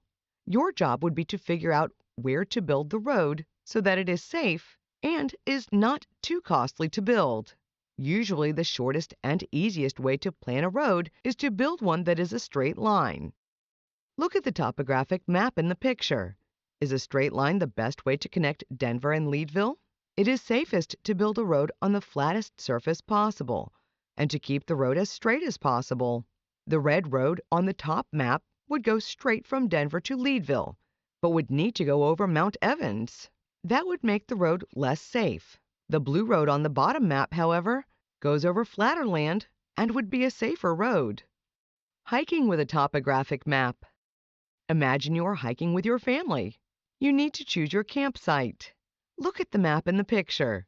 There are two campsites you might choose: Seawall and Blackwoods. The legend shows you that both campsites have a campground and an area where you can eat. Now take a look at the topographic map insets of the area. The contour lines around the Blackwoods campsite are pretty close together, which tells you that the elevation of the trail is rising. The contour lines around the Seawall campsite are farther apart, which tells you that the land is flatter. Which campsite would you choose? Topographic maps today. Now that you know how to read a topographic map, you may be wondering when you will use these skills. Topographic maps are more common than you may think. Miners and soldiers use topographic maps to understand the landscape. Builders use topographic maps to help make their buildings safe. Hikers use topographic maps to find out how far they will hike and whether the distance they will travel is hilly or flat. In 1879, the United States Geological Survey, USGS, created its first topographic map. They made it by measuring the land on foot, which was hard. Since that time, many improvements have been made. Today, topographic maps are made by taking pictures from airplanes. Map makers also use a stereoscope to measure the elevation of the land. The USGS has mapped every part of the United States. Learning about Force and Motion with Graphic Organizers by Julie Fiedler. Force and motion. Force is a push or a pull that has a direction, such as a push away or a pull toward something. Force acts on an object at rest and makes it move. Motion is movement, or the change in an object's position over time. A person can push very hard on a heavy object and not move it. A person can create a force, but if the object has a stronger force, the object will not move. Once an object starts to move, it will continue moving until another force acts on it to stop it. Its continuing motion is called momentum. One example of force is the game tug of war. Two teams hold opposite ends of a rope and pull as hard as they can in opposite directions. The team with greater force will cause the rope to move toward that side and win the game. Measuring motion. There are several different ways to measure motion. Distance tells you how far something moves. To measure distance, you mark the point where the object started moving and the point where the object stopped moving. A ruler can show you that a snail moved 3 inches, 8 centimeters. An odometer in a car measures larger distances, such as miles, kilometers. Because motion is a change in position over time, you can also measure speed. The distance traveled and the amount of time it takes together give you the speed. A car's speed is measured in miles per hour, kilometers per hour. Another motion measurement is called acceleration. Acceleration measures the rate of speed. If it takes a car 1 minute to go from rest to traveling 60 miles per hour, 97 kilometers per hour, then the car's acceleration is 60 miles per hour, 97 kilometers per hour per minute. Measuring force. Scientists use newtons to measure force. 1 newton will move an object that weighs 2.2 pounds 1 kilogram, a distance of 3.3 feet, 1 meter per second. The Newton combines the measurements of weight of an object and its acceleration. Scientists measure force using a spring balance. This tool has a spring inside and numbered markings on the outside. The spring stretches or contracts based on the force. As the spring stretches or contracts, a pointer moves along the numbered markings. When the pointer is at marker 3, the force is 3 newtons. You can see the strength of different forces using rubber bands, which stretch and contract like springs. More force is needed to stretch a rubber band 6 inches, 15 centimeters, than is needed to stretch it 3 inches, 8 centimeters. Friction. Pushing and pulling are the two main forces. Another common force is called friction. Friction is a force that occurs between the surfaces of 2 or more objects. A smooth surface creates little friction and does not slow an object down much. An uneven surface creates more friction and slows objects down more. To see friction in action, roll a ball across a wooden floor. Then roll the same ball using the same force across a rug. The ball will roll farther and faster across the wooden floor. That is because there is less friction on the floor to slow it down. Roll a heavier ball using the same force across the same surfaces. You will see that the heavier ball does not roll as far as the lighter ball. The weight of the heavier ball pushes down. This makes the surfaces stick together more and causes more friction. Gravity. If you hold an object in your hand and let it go, the object will drop toward the earth. This is because of gravity. The gravity of Earth is a pull that draws everything toward the ground. Gravity is what gives objects weight. Even though objects have different weights, gravity pulls them down at the same rate of acceleration. When people went to the moon, they tested its gravity by dropping a feather and a hammer at the same time. The feather and the hammer hit the surface of the moon at the same time. This is because the moon has no air, so there is no air resistance. Air resistance is another type of force that slows objects down. The feather and the hammer also took longer to drop on the moon than on Earth. This is because the force of the moon's gravity is less than the force of gravity on Earth. Laws of motion. Isaac Newton wrote the 3 laws of motion that explained why objects move the way they do. Newton's first law of motion states that an object will not start or stop moving without a force acting on it. This law is called the law of inertia. Newton's second law of motion states that the acceleration of an object is based on its mass and the force applied to it. This means that if a large force is applied to a small object, the object will accelerate quickly. Newton's third law is often stated as, for every force there is an equal and opposite force. For example, if you stand still on a skateboard and throw a ball forward, the force you use to throw the ball will also push you backward on the skateboard. Combined forces. More than one force is usually acting on an object. This creates what is called a combined force or a resultant force. For example, when you throw a ball, the forward force of your throw and the downward force of gravity both act on the ball. This combined force makes the ball move in a curve. Sometimes combined forces move in the same direction, which makes the resultant force bigger. Let's say 2 people push a box in the same direction with the same force. The resultant force is the sum of their 2 forces acting together. Another combination of forces occurs when there is a collision. When playing the game of pool, you hit the white ball toward the colored balls. The force of the moving white ball collides with the resting colored balls. They then break apart. Circular and spiral motion. When an object moves along a path shaped like a circle, it has circular motion. An object moving inward along a spiral path has spiral motion. An example of circular motion can be seen when you have an object connected to a string and you spin the string in circles. If you spin it fast enough, the object moves in a circle. The force of the string draws the object into the center. If you let go of the string, the object will fly outward. This is because centripetal force kept the object on the circular path. If the force moving an object in a spiral is stopped, it will not fly off in a straight line. It will continue spiraling in. The centripetal force continues to pull it inward. The force gets stronger toward the center. Electric and magnetic forces. Electric and magnetic forces are 2 connected forces. Magnets have 2 poles, called the North Pole and the South Pole. These are the parts of the magnet with the strongest force. Put two north poles together or two south poles together. The magnetic force will push the poles apart from each other. Put a north pole and a south pole together. The force will pull them together. Magnets are used in compasses. Electric forces are very much like magnetic forces.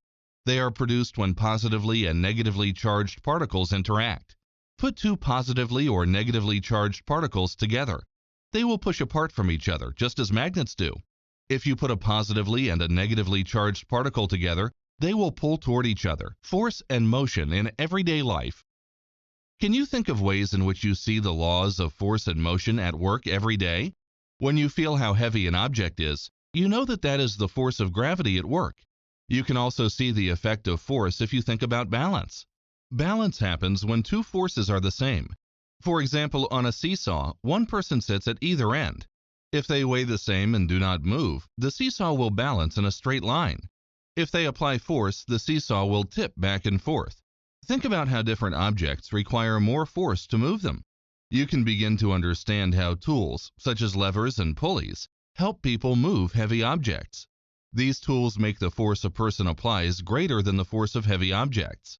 Now that you know more about force and motion, you can see them at work all around you. The Skin on Your Body by Heidi Chang. What is skin? Skin is the outer covering that humans and all other animals with a backbone have. Human skin has 3 layers. Each layer has a special job. The outer layer is called the epidermis. The epidermis is the layer of skin that we can see. It keeps the inside of the body safe. It helps keep germs out of our bodies. The second layer, or dermis, makes the epidermis strong. It carries blood to the epidermis. The blood feeds skin cells to keep the skin healthy. This layer also has nerves that help us to feel the things in the world around us. The bottom layer is made up of mostly fat. This fat supplies nutrients to the other 2 layers. The bottom layer connects the skin to all the tissues underneath it. It also cushions the body and protects it from the cold. Different people, different skin. Everybody has skin, but each person's skin looks different. Cells in the skin produce a substance called melanin, which creates different skin colors. Melanin protects our skin from the sun's harmful rays. The melanin in dark skin is more active than the melanin in light skin. That means that people with darker skin have better protection from the sun. Skin of all colors can be damaged by the sun, however. Too much sun can cause sunburns when the skin becomes red and warm. Very bad sunburns can cause blisters to form. Some people have no active melanin. This condition is called albinism. Albinos cannot make skin color. Their skin is almost white or pink. They must be very careful in sunlight because they have no protection against the sun's rays. All skin has the same structure, but it can look very different on the body. The skin on the palms of hands and the bottoms of feet is very thick. Thick skin protects us as we walk and touch things. The skin on eyelids is very thin. That is why you can still see the glow of a bright light even with your eyes closed. Some parts of the skin have a lot of hair, such as the head. Other areas have no hair at all, such as the lips. The skin on the nose and forehead can be very oily, but the chin and jaw area are usually dry. On our fingertips and the bottoms of our feet, the skin has tiny ridges that make a pattern that is different for everyone. The skin grows and heals. Have you ever seen a snake shed its skin? Your body does that too, but not all at once like a snake. Skin never stops growing. Dead cells of the outer layer constantly flake off as new ones form. This also helps the skin to heal. The skin has many blood vessels. If the skin gets hurt, the blood vessels may break. The skin turns purple or blue in color because blood cells have leaked out below the skin. This is called a bruise. In lighter skin, a bruise is more easily seen than in darker skin. When the skin is cut open, blood flows outside of the body. Some of the blood dries as a hard cover over the wound. This is a scab. The scab stays in place until the skin heals. Skin keeps us warm. The skin knows when we are cold. When the skin senses cold, tiny muscles in the skin contract. This response makes the hairs on the skin stand up. It gives us little bumps called goosebumps. They trap heat inside the skin like a coat. The fat in the third layer of skin also protects us from the cold. The skin glands. The skin has two kinds of glands, oil glands and sweat glands. Oil glands send oil through our pores to the top layer of skin. Oil helps keep the skin soft and flexible. Sweat glands help cool the body. Your body can overheat on a hot day or when you exercise a lot, and that can make you sick. Sweat glands send a watery liquid called sweat through the pores on the skin's surface. When the sweat evaporates, it cools the body. A warning against danger. How do you know if something is hot or cold? What happens when something falls on your toe? We get to know our world because skin can feel. The skin has many nerve cells. They send messages to the brain. The brain then returns messages to the body, telling it how to respond. This allows us to sense hot and cold and to feel pain. Even if we don't see a sharp object or a hot stove, we can feel it. Our body quickly pulls away. This response is called a reflex. It is an action that we do without thinking about it. Without signals from the nerves in our skin, we might get cut or badly burned. How skin changes. At birth, the skin is soft and flexible. As the body gets older, the skin begins to change. In adolescence, the skin is still soft, but the oil glands start to make more oil. This extra oil clumps together with dead skin cells to clog the pores. This makes small bumps called pimples. As adults, the top layer of skin begins to thin. Then the skin makes fewer cells. The glands make less oil. The top layer becomes dry and less soft. The skin folds over on itself, forming wrinkles. Older skin takes longer to heal. Weather can change skin too. Sunlight, wind, and pollution can damage skin. Exposure to the sun's rays over time can cause skin cancer.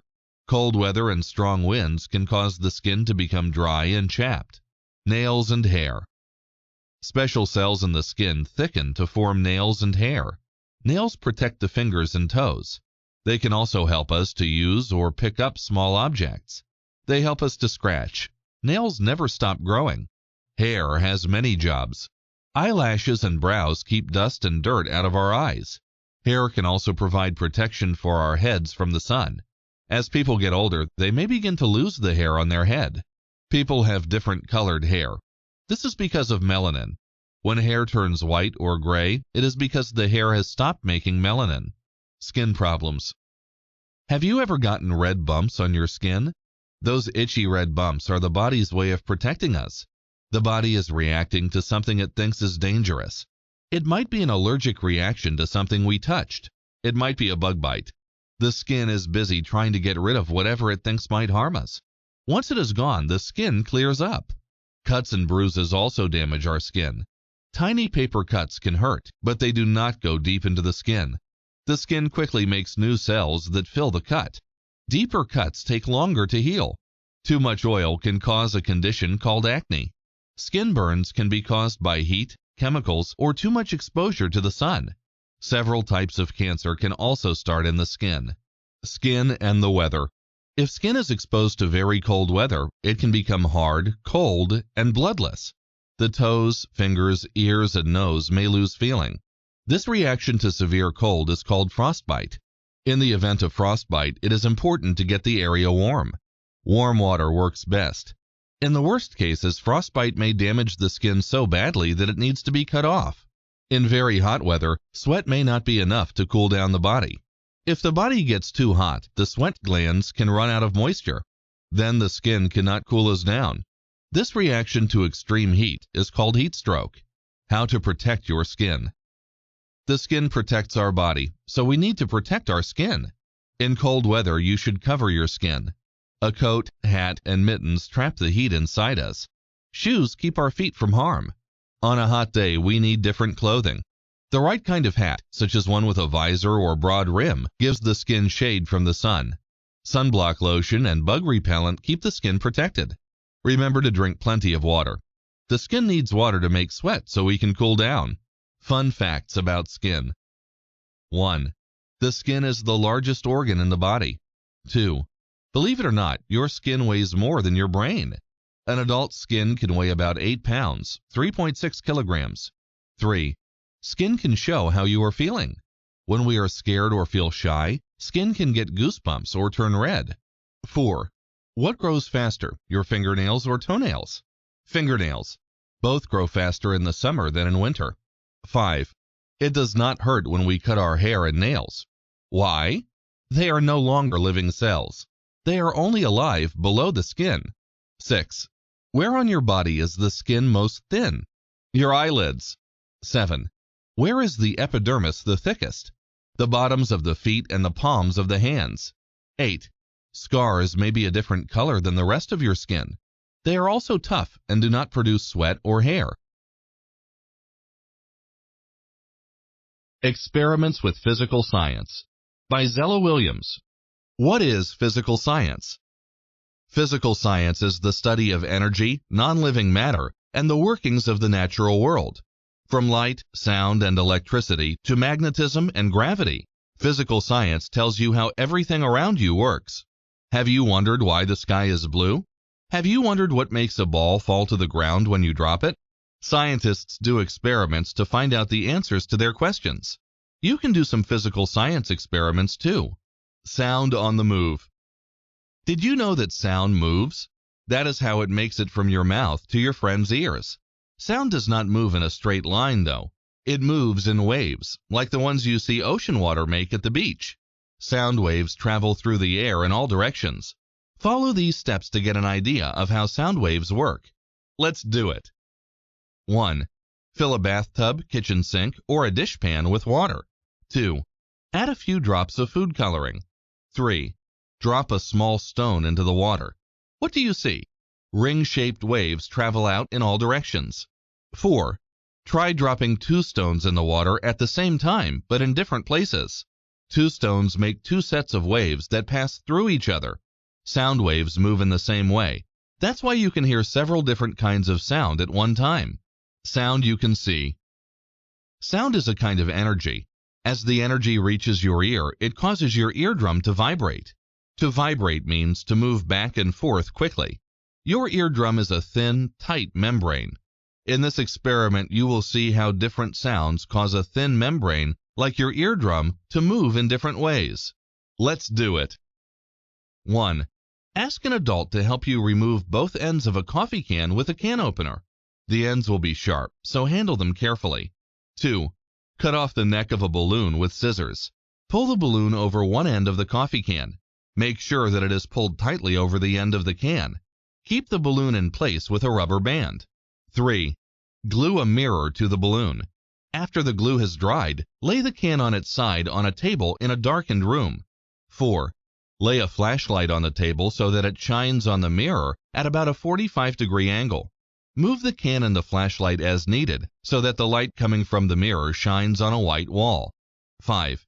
Yell into the open end of the coffee can. What happens to the light? What is the softest sound that you can see using your coffee can sound viewer? The color of light. Light is energy. Light doesn't seem to have much color, but it is made up of all the colors of the rainbow. In fact, a rainbow happens when drops of water in the sky break up all the colors that make up white light. In this experiment, you will break white light into its many colors. Let's do it. 1. Fill a pan with water and place it in direct sunlight. 2. Place a mirror in the water at an angle facing the sun. 3. Wait until the water becomes still and hold up a sheet of paper on a clipboard. Move it around until you see the rainbow of colors. 4. Write down the order of the colors as they appear on the paper. 5. Now try the experiment again in a darkened room using a strong flashlight. Are the colors in the same order? Try changing the color of the light from the flashlight beam by pulling different colored balloons tightly over the end of the flashlight. What happens? Slide science. Which do you think would move faster down a slide, a bowling ball or a tennis ball? The bowling ball would move faster because it is heavier. The way something picks up speed once it is moving is called acceleration. Weight changes acceleration. Friction changes acceleration too. Friction slows things down. Try this. Let's do it. 1. Find 2 toy cars and cover one in masking tape. Cover the wheels too.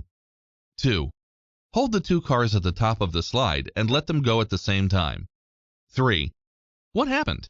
Though the car with the tape will be a little heavier, the one with wheels makes less friction. Because the wheels move as the car goes down the slide, they don't rub against the slide like the masking tape does. The friction slowed the acceleration of the heavier car. That's magnetic. You have likely seen magnets on your refrigerator. Have you ever thought about how they work, though? Magnets have the power to pull things close or to push them away. They push things with a like force away. They pull things with an opposite or unlike force toward them. Try this to see magnetism in action. Let's do it. 1. Tape a bar magnet to the top of a small toy car. 2. Hold another bar magnet near the car. 3. You can make the car move away from you by pointing one end of the bar magnet toward the car. To make the car move toward you, point the other end of the magnet toward the car. 4. What happened? Each magnet has two poles, a north pole and a south pole. If you put two north poles near each other, they will push away from each other. If you put a north pole and a south pole near each other, they will pull together. Make an electromagnet. Some magnets keep their magnetic force for a long time. Other magnets can be turned on and off. Electricity can be used to make magnets that can be turned on and off. These magnets are called electromagnets. Electromagnets are found in many things, such as doorbells, telephones, and washing machines. You can make an electromagnet. Let's do it. 1. Use a yardstick to measure 2 to 3 feet, 61 to 91 centimeters of plastic-coated wire.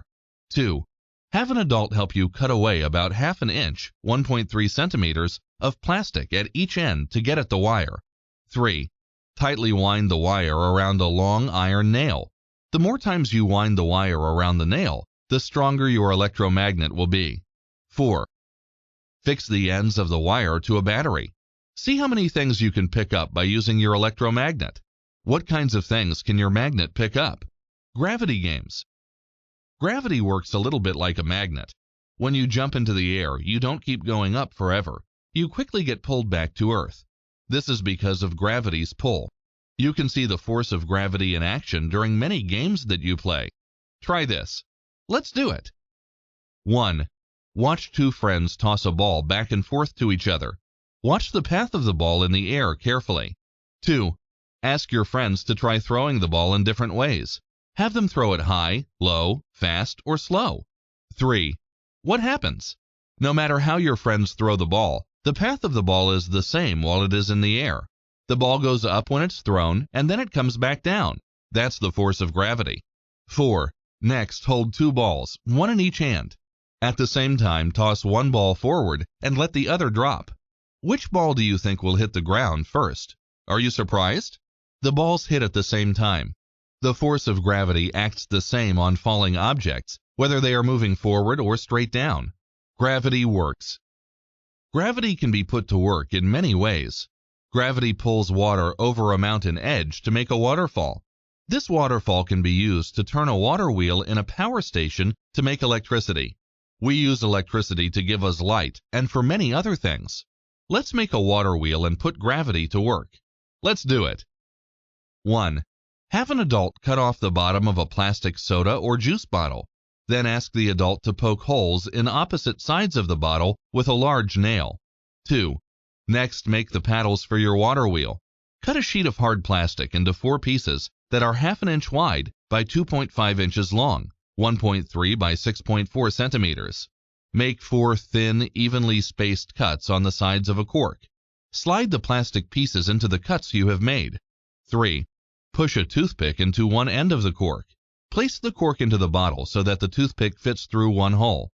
Push a toothpick through the other hole and into the other end of the cork. Put clay at the ends of each toothpick. 4. Stand the bottle up in a bowl. Use strong tape to fix one end of some rubber tube to the bottom of a funnel.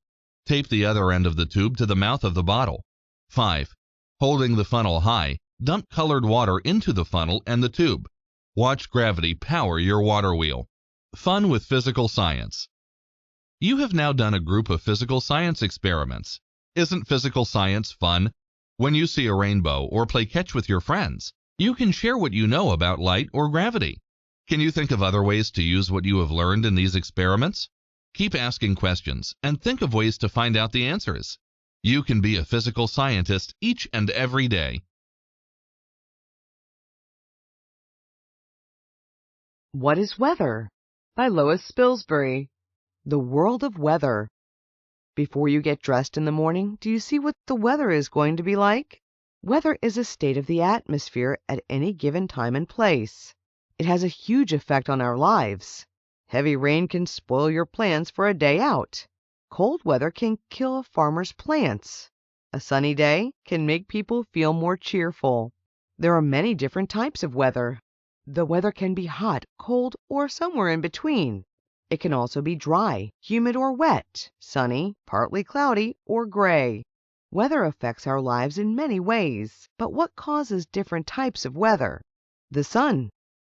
The sun is a star. A star is a giant ball of burning gas. The sun is the nearest star to Earth. Like other stars, the sun gives off huge amounts of heat and light energy. The sun is about 93 million miles, 150 million kilometers from Earth, but still provides our planet with its heat and light. The sun makes it warm enough for living things to survive on Earth. Plants use sunlight to make food and grow. People need plants to eat and to feed the animals that we eat. Without the sun, there would be no life at all on Earth.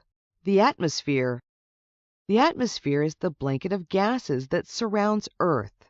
The atmosphere helps keep the world warm. When heat energy from the sun warms Earth's surface, the warm land heats the air above it. Warm air rises, so some heat escapes into space. The atmosphere also reflects heat back toward Earth, which helps to keep us warm. All of Earth's weather happens in the lowest part of the atmosphere, closest to Earth. This layer of air can be wet, dry, hot, cold, moving, or still. The changes in this layer of the atmosphere give us many different types of weather. The weight of the air above a given area is called atmospheric pressure. Changes in pressure help people to predict approaching storms. A storm is a disturbance in the atmosphere. For example, a thunderstorm or hurricane. Clouds. Clouds form when the sun warms Earth's surface. Heat from the ground then warms the air just above it. When warm air rises and moves high up in the sky, it cools down again. This turns water vapor in the air into tiny drops of water. These drops of water collect together and form clouds. The three main types of clouds are cirrus, cumulus, and stratus. Cirrus clouds are high, thin clouds made up of ice crystals. Cumulus clouds are puffy clouds that are often piled up like mountains. Stratus clouds are flat layers of clouds. Nimbus is the Latin word for rain. A cumulonimbus cloud is a type of rain cloud. Rain. Clouds often bring rain. Rain is a part of Earth's endless water cycle. At the beginning of the cycle, sunlight heats up water on Earth's surface. The heat causes the water to evaporate or turn into water vapor. This water vapor rises into the air. As the water vapor cools, it turns back into water in the form of droplets. Rainbows form when light from the sun comes into contact with tiny drops of water in the air. Sunlight looks clear, but it is made up of different colors. When sunlight passes through the droplets, the water bends the light and splits it into different colors. Snow and hail. Snow forms when the temperature of the sky is so cold that the water vapor in a cloud freezes. It turns from liquid water into tiny pieces of solid ice. The pieces of ice stick together and form snowflakes. When they become big and heavy, they fall from the sky. Hail forms in giant cumulonimbus clouds. Fast winds in these clouds blow raindrops up into the top layers of the clouds. There, the air is so cold that it turns the raindrops into small balls of ice, called hailstones. They swirl around in the cloud, bump into each other, and join together. When they become too heavy to float, they fall to the ground. Thunder and lightning. Thunder and lightning come from cumulonimbus clouds as well. These huge, dark clouds can reach from the ground to high in the sky. Winds blow tiny pieces of ice around in the clouds. When the pieces of ice rub against each other, they cause static electricity. If the electricity in the clouds builds up, it can cause a flash of lightning. Lightning is very, very hot. As it travels through the air, it makes the air around it hot too. This makes the air expand suddenly, which causes the loud bang that we call thunder. If lightning hits a building, it can cause a fire. Today, many buildings have lightning rods. They carry the electricity from a lightning strike safely into the ground. This stops the lightning from setting the building on fire. Frost and dew. Frost and dew form in the morning after a night during which the air has been cold and the sky clear. On nights such as this, the land gets colder than the air above it. Frost forms when water vapor near the ground comes into contact with very cold surfaces. The water vapor turns into tiny pieces of ice. Dew forms on nights when the air near the ground is full of water vapor. When the temperature drops at night, water vapor in the air becomes cold and turns into drops of water. These drops of water are near to the ground, so they often gather on surfaces such as grass. Mist and fog. Mist and fog occur when the air is humid or full of moisture, making tiny drops of water float in the air near Earth's surface. When water vapor just above the ground or over the sea meets a layer of cold air, the water vapor turns into tiny droplets of water. The droplets stay so small that they are light enough to float in the air. When fog is so thin that we can see through it, it is called mist. Fog is thicker than mist, and it can be dangerous. Fog can make it difficult for drivers to see where they are going at night, when it is also dark. Both fog and mist are more likely to occur in warm weather, since warm air can hold more moisture than cold air can. Wind. Wind is moving air. Air moves because heat from the sun creates different temperatures. Sunlight warms the ground, and then the air above the ground becomes warmer. When warm air rises, cool air moves in to fill the space the warm air has left behind. As the warm air rises, it gets cooler and sinks again. This moving air is wind. Winds may be gentle or powerful. Areas of land such as streets and fields heat up faster in the sun than water does. That is why it is usually cooler at the coast than it is inland. When warm air above land rises, cooler air from the sea blows in to fill the space that the warm air leaves behind. This makes a cool sea breeze. Seasons. Seasons are times of the year when the weather changes. Seasons change because Earth is tilted as it moves around the sun every year. This means that different parts of the planet get different amounts of sunlight during the year. For example, between March and August, the northern hemisphere is tilted toward the sun, so this is when the lands there have their warm spring and summer seasons. The changing seasons bring changes to plants and animal life. In summer, there are more hours of sunlight, so this is when plants grow the most. In winter, there are fewer hours of sunlight, so some plants die. They grow again in spring. Different climates. Climate is the usual type of weather in a particular place. A country's climate tells you how hot, cold, wet, or snowy it is likely to be there at different times of the year. For example, a region may have cold winters and hot, dry summers. In some places, the climate stays the same all year. For example, deserts are always dry, and Antarctica is always cold. The usual temperatures of a place depend on the place's position on Earth. For example, the area around the equator is always hot. Our planet is shaped like a ball, but the sun's light and heat energy travel to Earth in a straight line. This means the energy strikes the equator directly, making it the hottest place on Earth. Changing climates. World climates change over thousands or millions of years. Today, however, our climate is changing very quickly. When people burn fuels such as coal, oil, and natural gas in engines and power stations, a gas called carbon dioxide is released. The gas escapes into the air and then into the atmosphere. There, it traps more heat on Earth. This is making Earth hotter and hotter. Higher temperatures on Earth cause more extreme weather. There are more forest fires. Droughts cause plants to die because they do not have enough water. Stronger storms cause floods and blow down trees, damaging buildings. People are now trying to slow climate change, for example, by making electricity using the power of wind or sun instead of burning fuels.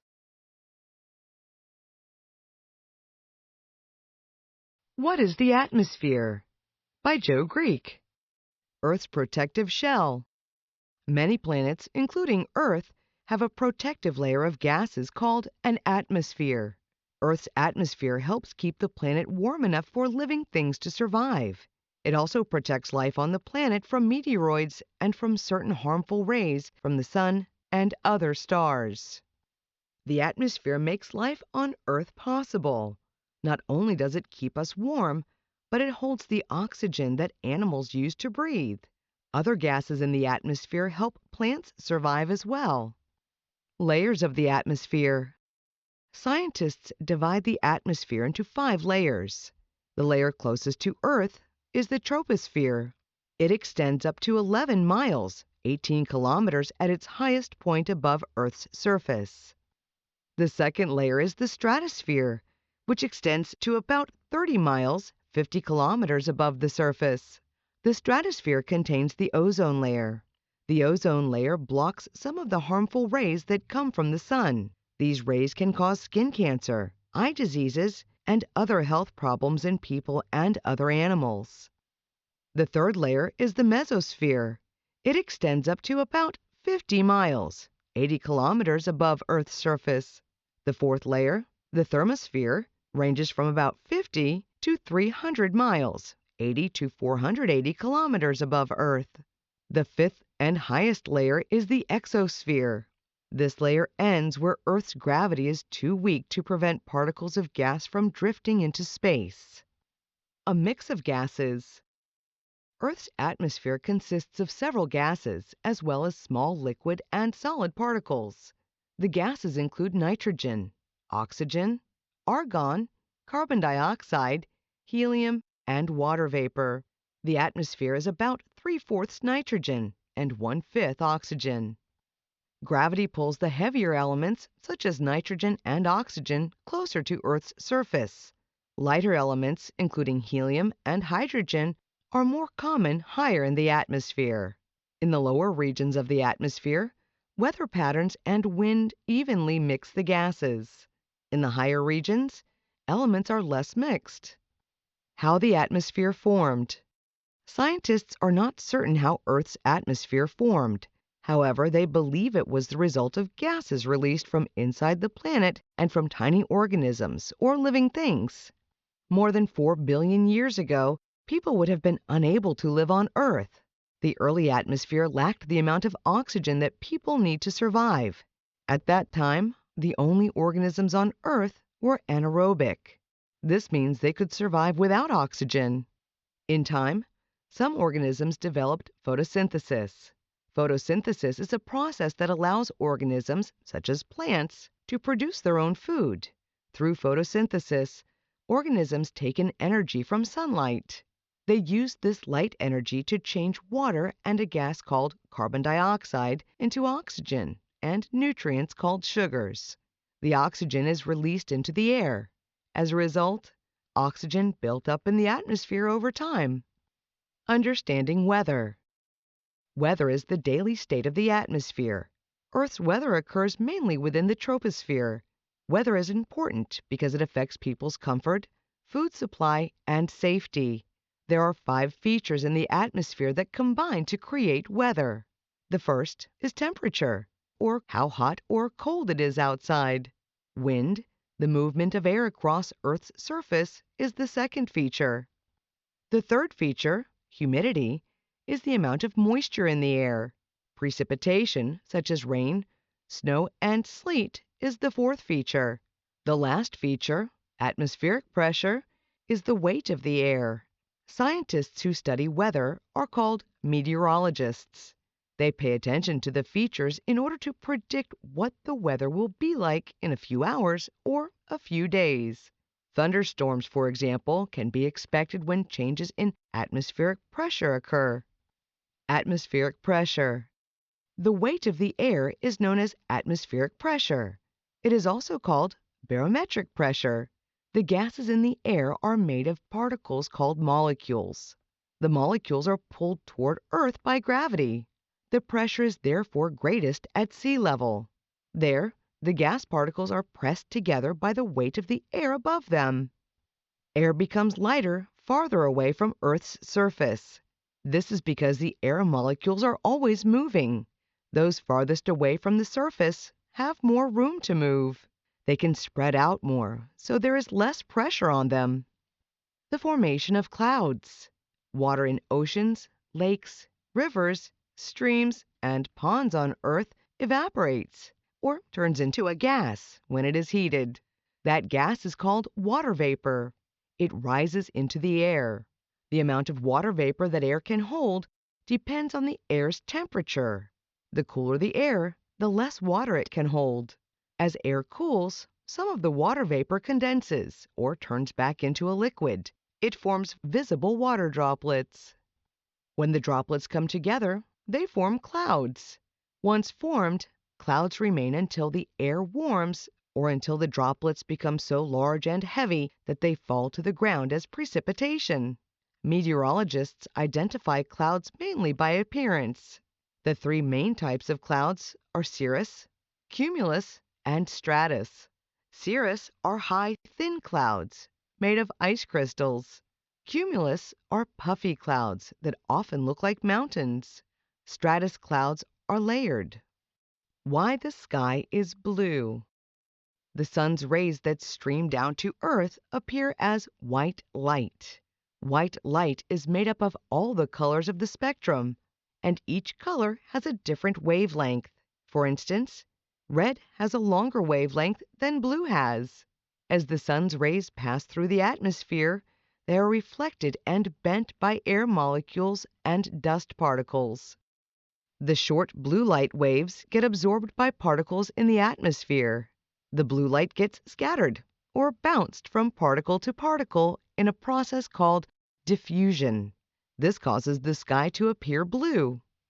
The greenhouse effect. The greenhouse effect is a warming of Earth's surface and the air above it. It is caused by gases in the air that trap energy from the sun. These gases are called greenhouse gases. The most common greenhouse gases are water vapor, carbon dioxide, and methane. Land, oceans, and plants absorb or soak up energy from sunlight. They release some of this energy as heat. Greenhouse gases absorb the heat and then send it back toward Earth. Without greenhouse gases, this heat would escape back into space. Scientists believe that human activities are increasing the power of the greenhouse effect.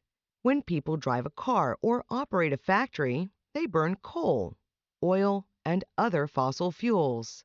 This adds extra greenhouse gases to the air, and the extra gases trap more heat. Scientists think that this has led to global warming, or a steady rise in the average temperature of Earth's surface. Air pollution. Air pollution happens when harmful substances are released into the air. Wildfires, volcanoes, and chemicals from factories cause some air pollution. But most air pollution comes from burning fossil fuels. These include coal, oil, and natural gas. Factories, electrical plants, and automobiles use these fuels for power. When the fossil fuels are burned, they release solid particles, such as ash and soot, into the air. Harmful gases may also be released. This type of pollution is often seen as smog over cities. Smog-filled air is hazy or hard to see through. In addition, some kinds of air pollution cause global warming. Scientists have discovered that the average surface temperature on Earth is slowly rising. Higher temperatures could cause polar ice caps to melt. This would cause sea levels to rise. Plants, animals, and buildings along coastlines would be in danger. Some forms of air pollution are also harmful to the ozone layer in the stratosphere. The ozone layer is important because it protects Earth against harmful rays from the sun. Protecting the atmosphere. Global warming and air pollution can cause problems for the future. The rising temperatures may lead to changes in rain patterns. This could bring about flooding in some areas and drought in others. Both drought and flooding could hurt farmers. Drought can be a problem in forests because it increases the danger of forest fires. Coastal flooding caused by rising sea levels may force many people to move closer inland. Many scientists and governments, however, are working to reduce the damage people have caused. Some governments have passed laws that require factories and companies to reduce the amount of pollutants they put into the air. Some companies and individuals are working to develop new ways to use other sources of energy, such as solar power and wind-generated electricity. These sources do not pollute as much as burning fossil fuels does. People can reduce their own use of fossil fuels by taking public transportation, such as buses and trains, or by riding bicycles instead of driving cars. Other atmospheres. Earth's atmosphere is special because it can support plant and animal life. It protects people from the sun's harmful rays. It contains the right amounts of gases that are needed to breathe. It prevents Earth from becoming too cold or too hot. There are 8 planets and more than 160 moons in our solar system, so there are many different kinds of atmospheres. For instance, Venus has a thick atmosphere. Its surface temperatures are about 867 degrees Fahrenheit, 464 degrees Celsius, making it too hot for life as we know it to exist. In contrast, the atmosphere on Mars is very thin. Carbon dioxide makes up about 95% of the atmosphere of Mars. It would be impossible for animals to breathe on Mars. A unique planet. Earth is one of countless objects in the universe. Still, scientists have not yet discovered any place like it. Its unique atmosphere is what allows life to thrive. It makes it possible for children to play in the snow and for farmers to grow crops. Scientists have discovered many planets and moons that have atmospheres. Some have the same gases that Earth has, including water vapor. Scientists have even seen lightning on Jupiter and Saturn. No other atmosphere, however, comes close to matching Earth's. Without its unique atmosphere, Earth would be just another object spinning in space. Why does thunder clap? All about weather. By Michael McMahon. Questions about weather. What causes Earth's weather? The sun provides the energy that causes Earth's weather. It heats the air in various parts of Earth's atmosphere by different amounts. This causes masses of warm and cold air to move from place to place, creating winds. The winds bring sunny, wet, or stormy weather. When we talk about weather, we mean the state of Earth's atmosphere at a particular time and place. Weather reports include the temperature, and if it is wet and windy or dry and calm. What causes wind? Winds are caused by the sun heating air masses unevenly in different parts of the world. Air that is warmed by the sun becomes lighter and rises. This creates an area of low pressure, where there is less air pressing down on Earth. Because air always flows from an area of high pressure to an area of low pressure, cooler air flows in to fill the space left by the rising air. A light breeze springs up when the air moves slowly. Gales and hurricanes tear through the skies when the air moves very quickly. Do different winds bring different kinds of weather? The direction of the wind can tell you a lot about what weather to expect. Different winds bring the influence of different air masses with them. Air masses above continents are dry. Those above the sea are moist. Tropical air masses are warm, and polar air masses are cold. Some winds bring sunny weather, and others bring rain, snow, and mist. In North America, winds from the north bring cold weather, and winds from the west bring rain. How do we know what weather is coming our way? Meteorologists gather information about the weather from satellites, balloons, barometers, and other instruments. These scientists use computers to help them analyze the data that they have gained. Meteorologists then use the information to create weather maps for us to read. Weather maps show the weather at any one time, or they forecast the weather coming our way. The maps have symbols to show weather conditions, such as rainfall and wind direction. Questions about clouds. How are clouds formed? Clouds are formed by rising air. Air becomes cooler as it rises and becomes less and less able to hold invisible water vapor.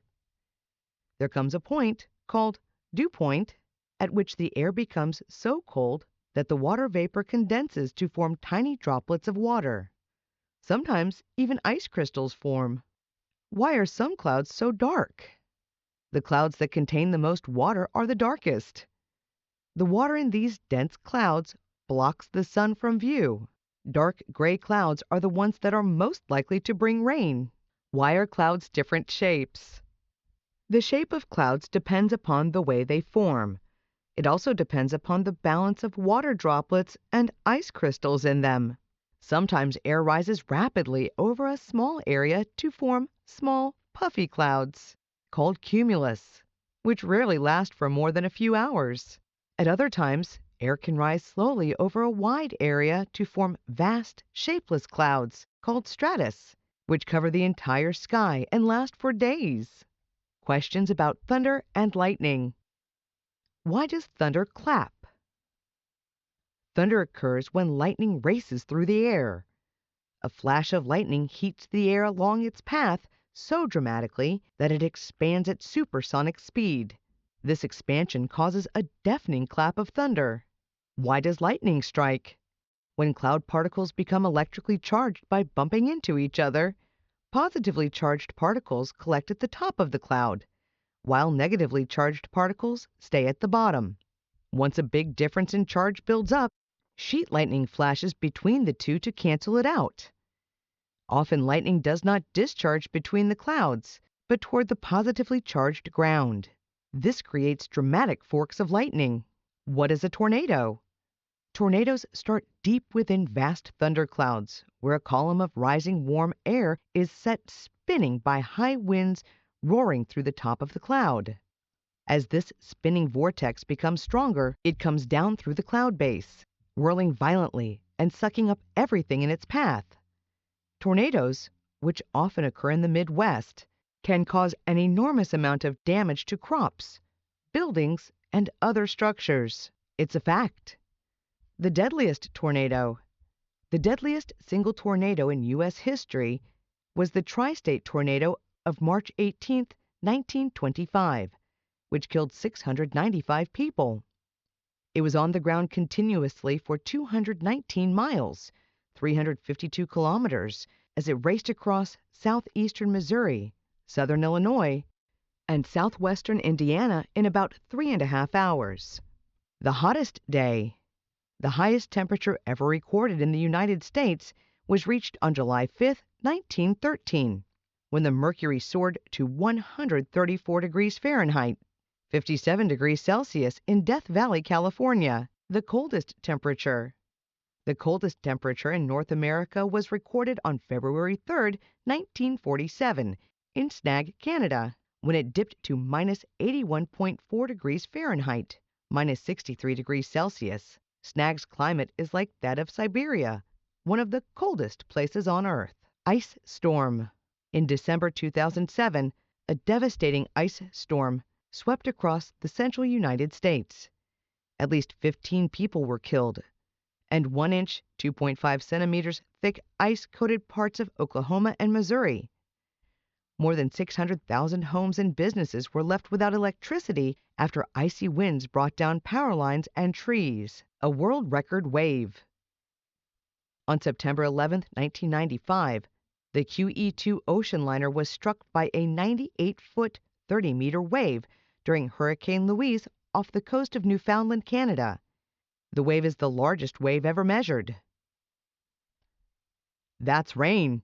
The most intense rainfall ever recorded was on November 26, 1970, in Barst, on the Caribbean island of Guadeloupe, where 1.5 inches, 38.1 millimeters, fell in just 1 minute. Waterspouts. When rotating columns of air, similar to tornadoes, occur over water, the tremendous power of the upward draft causes a sucking action that draws up the water and creates a waterspout. They are not very dangerous, but they are spectacular to see. Hurricane Katrina. Hurricane Katrina was one of the most powerful and damaging hurricanes ever to hit the United States. The hurricane hit southern Florida on August 25, 2005, and on August 29th, it slammed the Gulf Coast with 127 mph, 204 km/h winds and huge storm surges, which caused massive flooding in New Orleans. At least 1,800 people were killed. 1,464 of those deaths occurred in Louisiana. Can you believe it? Blue skies. The sky appears to be blue because of the way light from the sun is reflected off gas molecules in the air. Dust, water droplets, and other particles dilute the intensity of the blue by reflecting other colors, so the skies are bluest when the air is at its purest. Rainbow colors. Rainbows are the reflection of the sun in raindrops, which is why they appear after sudden showers and why they are always seen opposite the sun. The colors come from the way the raindrops split the sunlight into a spectrum of colors. Because the sunlight catches each raindrop at a different angle, we see a different part of the spectrum reflected in each drop. Rainbow colors always appear in the same order: red, orange, yellow, green, blue, indigo, and violet. Hurricane tracking. Photographs taken in space are used to track hurricanes and predict their paths. Important information is also gained from special aircraft that fly into the middle or eye of the hurricane. These aircraft measure the size and strength of the storm. In addition, radio signals about what is happening with the wind and the water are sent from weather ships and buoys to hurricane tracking centers. Who found out? Air pressure. Evangelista Torricelli. Evangelista Torricelli, 1608 to 1647, an Italian scientist, was the first to discover the existence of air pressure.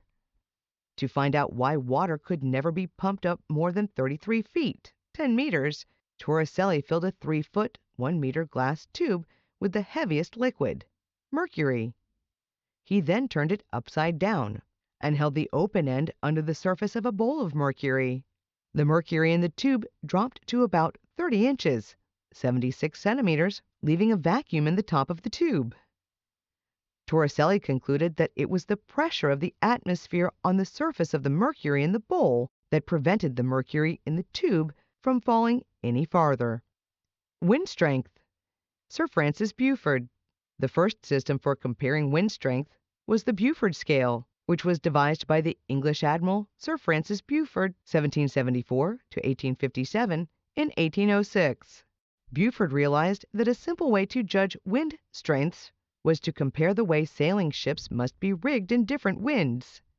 His scale had 13 wind strengths, with calm as force 0 and a hurricane at force 12. The scale, which is still often used today, was later adapted for use on land, using indicators such as rising smoke, breaking trees, and falling chimneys. The true nature of lightning. Benjamin Franklin. The American statesman and scientist Benjamin Franklin, 1706 to 1790, discovered the true nature of lightning. Franklin thought lightning might be electricity. Electricity was little understood at that time, but scientists had figured out how to create static electricity. To test his idea, Franklin flew a kite during a thunderstorm. A metal key was attached to the kite string by a thread. Electricity from the clouds flowed down the wet string to the key.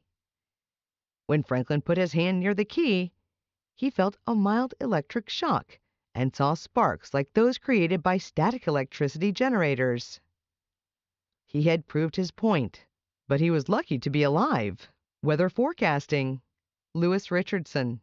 English meteorologist Louis Richardson, 1881 to 1953, believed that the best way to forecast weather was to take a wide range of observations at the same time from evenly spaced points throughout the world. By doing this, an accurate forecast could be made. Richardson tried to use an early calculator to do the many calculations required, but it was not suitable for the task. Now that supercomputers have been developed, numerical forecasting, which was Richardson's idea, has become a reality. The Chameleon by Jake Miller. What makes chameleons special? The chameleon is a type of lizard that is best known for its ability to change colors. There are chameleons that can change from dark brown or green to bright colors such as purple or red. Not all chameleons are good at changing colors, but they all do have some amazing things in common. All chameleons have eyes that can twist and turn on their own. One eye can be looking straight back, while the other eye is looking straight ahead. Chameleons' eyes can also work together so that chameleons have three-dimensional vision. They can easily tell how far away something is. They are the only animals in the world that can do all of those different things with their eyes. All chameleons also have very long tongues, which they can shoot out of their mouths to catch insects and other prey. A 20-inch, 51-centimeter veiled chameleon has a 30-inch, 76-centimeter tongue. So many different chameleons. Though they all have long tongues and three-dimensional vision, one kind of chameleon can look very different from another. Some chameleons are only 1 inch, 2.5 centimeters long. There are also big ones, such as the Parsons chameleon. It can grow to be nearly 2.5 feet, 76 centimeters long. Chameleons are found in Africa, Spain, Arabia, and India. Many species are found only on the island of Madagascar, off the coast of Africa. They live in rainy jungles and in dry deserts. They live down by the sea and high up in the mountains. Some have horns or spines on their heads, and some do not. Most chameleons lay eggs, but some have babies that are born live, up a tree or down in the desert. Some chameleons, including one kind from Madagascar, known as the jungle panther, live mostly in trees. They have long tails that they can use to hold onto branches while they are sitting high above the ground. The Namaqua chameleon lives on the ground in the Namib Desert in Africa. It has adapted to the great changes in temperature that happen there every day. A Namaqua chameleon keeps its body temperature between 60 degrees Fahrenheit and 105 degrees Fahrenheit, 16 degrees Celsius, and 41 degrees Celsius, while the temperature of the air goes from near 32 degrees Fahrenheit to 150 degrees Fahrenheit, 0 degrees Celsius to 66 degrees Celsius. In the morning when the weather is cool, the chameleon sits in the sun and changes its skin to a dark purple color because dark colors absorb more sunlight. As soon as it has warmed its body, it changes to a pink color to match the color of the desert sand so that it will be harder for its enemies to see. I see you, but you can't see me. The best defense a chameleon has against its enemies is camouflage. The normal color of most chameleons is a perfect match with the color of the places where they spend most of their time. They have other tricks that help them to seem invisible. Chameleons who live in trees have long, flat bodies that are shaped almost like leaves. They sit very still in the trees. They wait until the wind blows before they move, and then they sway from side to side when they walk. They look just like leaves blowing in the wind. They walk very slowly, less than 1/4 mile per hour, 0.4 kilometers per hour. This helps them to stay hidden.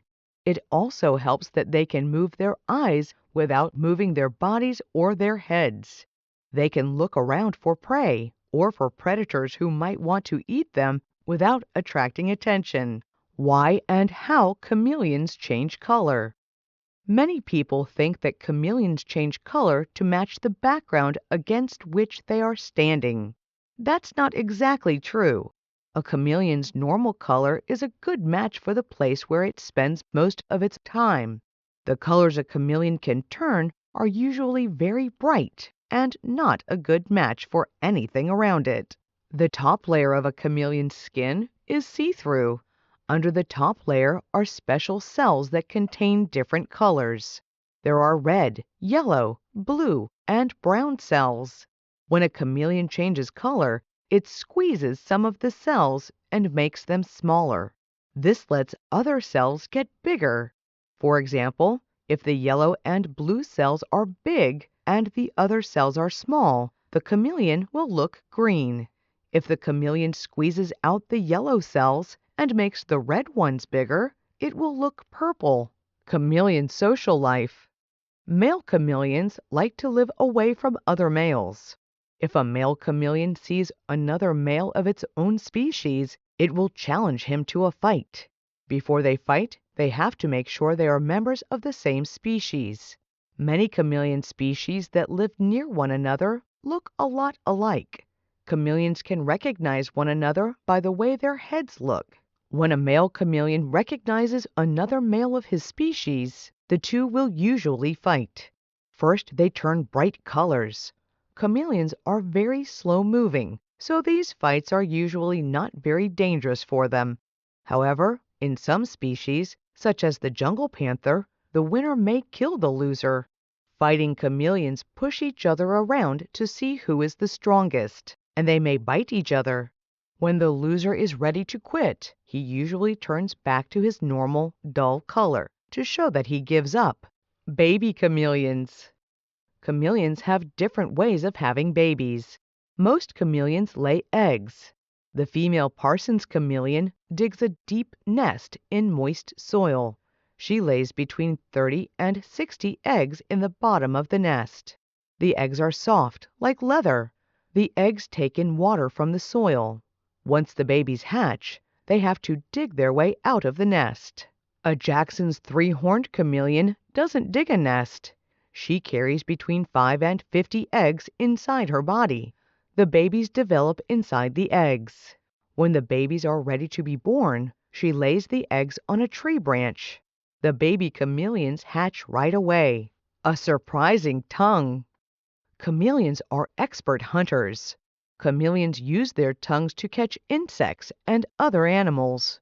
When a chameleon is hunting, it follows its prey with both eyes.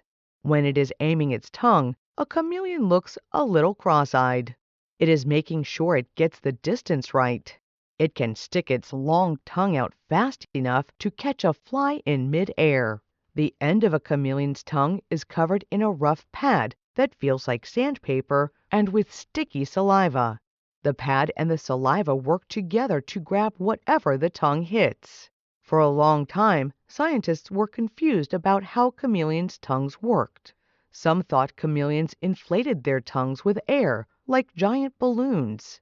The truth is that chameleons' tongues work in the same way that ours do. Muscles squeeze to push the tongue out and to pull it back into the mouth. Danger in the wild. Although they are great hunters, chameleons are not very good at defending themselves. If they are spotted by one of their enemies, chameleons move too slowly to run away, and there is little that they can do to fight back. They don't have sharp claws, dangerous teeth, or any other defenses. Chameleons have many natural enemies. Rats, birds, snakes, and other lizards all like to eat chameleons. Even spiders and ants can eat tiny baby chameleons. Humans also threaten chameleons. In some places, humans are building farms and towns on land where chameleons live. Because all the different kinds of chameleons have adapted to live in very specific places, losing just a little piece of habitat might cause a whole species to become extinct. Another danger to chameleons is being caught and sold as pets. Chameleons as pets. Sadly, it is very hard to keep a pet chameleon healthy. Often a chameleon that is for sale in a pet store is already sick. It was probably captured on the other side of the world, and the journey to the store may have been very hard on it. When someone buys a chameleon and brings it home, it often dies very soon. The best kind of chameleon to have as a pet is one that was born in captivity and raised to be a pet. Even if you get a healthy chameleon, caring for it can be hard. To keep a chameleon healthy, you have to make its home in your home as close as possible to its home in the wild. The best way for humans to continue to enjoy chameleons is to leave them in their own habitat.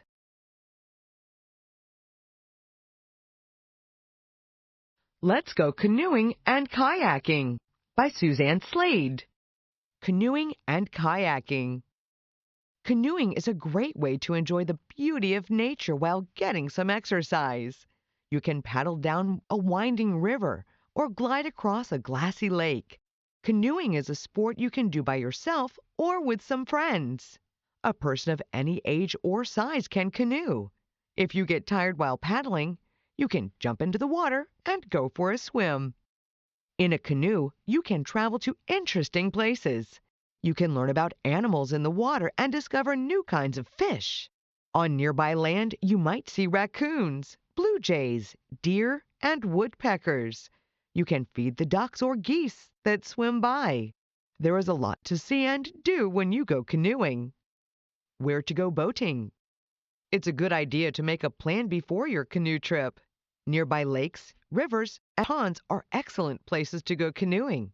Look for private property or no trespassing signs so you can avoid private water that could be unsafe. Many public lakes and rivers have a ramp where you can launch a boat. Some launching areas charge a small fee to put your boat in the water. If you want an exciting, adventurous canoe trip, a fast-moving river is a great choice for you. A quiet pond is the perfect place if you feel like relaxing. You can go to a lake if you want to get some exercise, go exploring, or visit with other boaters. Boating gear. The right gear will help you have a smooth and safe canoeing trip.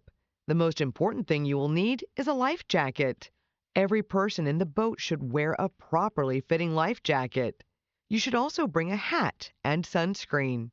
Paddling a boat can be tiring, so pack plenty of food and water for your trip. If the day is cool, you should take an extra jacket and dry clothes in case you get wet. On hot days, pack a swimsuit so you can cool off in the lake. A net and fishing pole will come in handy if you want to catch a fish or turtle. To capture the beautiful sights and memories, bring your camera along too. Learning to canoe.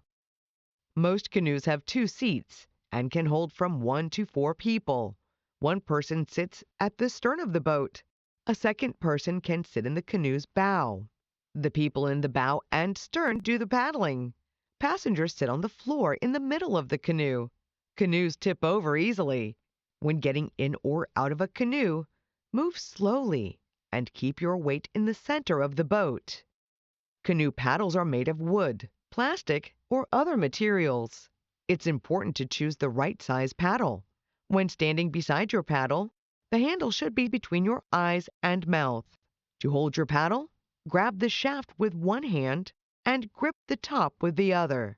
There are 3 basic paddling strokes. To move forward, place the entire blade in the water at a right angle to the canoe. Pull back on the paddle while keeping it close beside the boat. To move sideways, turn the paddle blade so it faces you. Place the paddle out in the water as far as you can and pull it toward you. The person in the stern can turn right by using the paddle to make a C-shaped stroke to the left. A C stroke to the right will make the canoe turn left. If 2 people are paddling a canoe, the person at the stern does the steering. The person in the bow often sets the pace or speed of the paddling. Whitewater canoeing. Whitewater canoeing is fun and challenging. Adventurous boaters get to canoe through fast-moving whitewater in this exciting sport. You need special training, skills, and gear before you can go whitewater canoeing. Along with a life jacket, you must also wear a helmet. When canoeing in whitewater, you often get wet. Wearing goggles will help you see. A rain jacket will keep you dry and warm.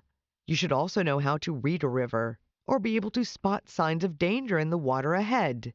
You need to steer quickly around large rocks and fallen trees on a whitewater course. Canoeing and camping. If you want to take a long canoe trip, take along some extra supplies and camp for a few nights. As you drift down a river, you can set up camp in a different place each night. Pack a tent, food, sleeping bags, pillows, bug spray, matches, and dry clothing for camping.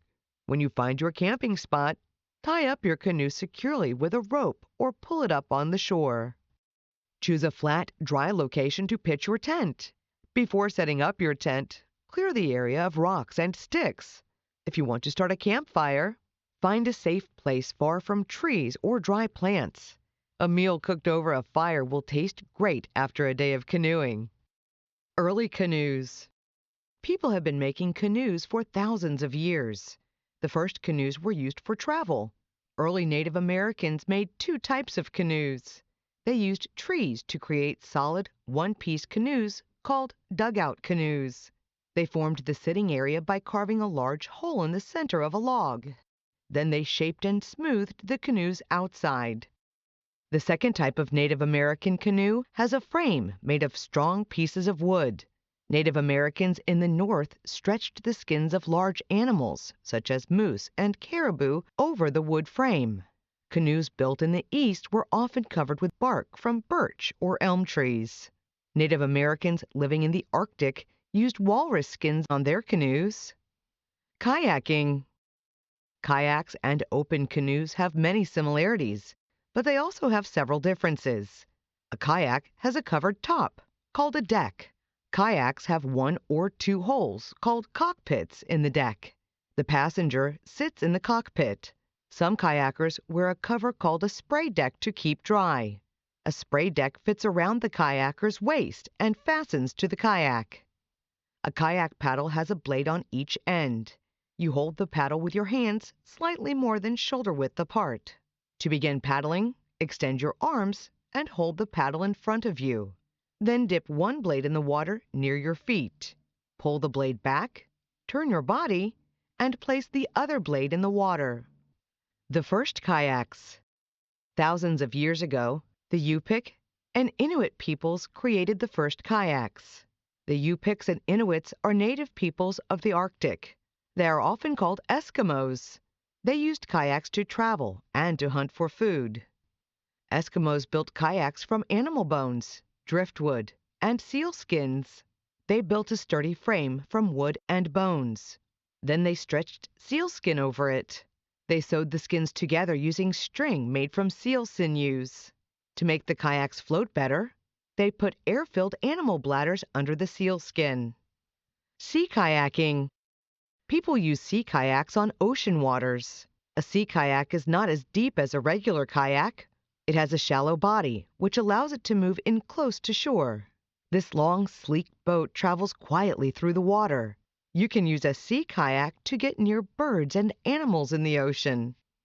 Some people like to take their sea kayaks on long trips. The front of a sea kayak has several hatches, where food, water, clothing, or a small tent can be stored. It's important to watch the weather when you go sea kayaking. Storms and high waves can cause big problems for this small craft. Canoeing, kayaking, and nature.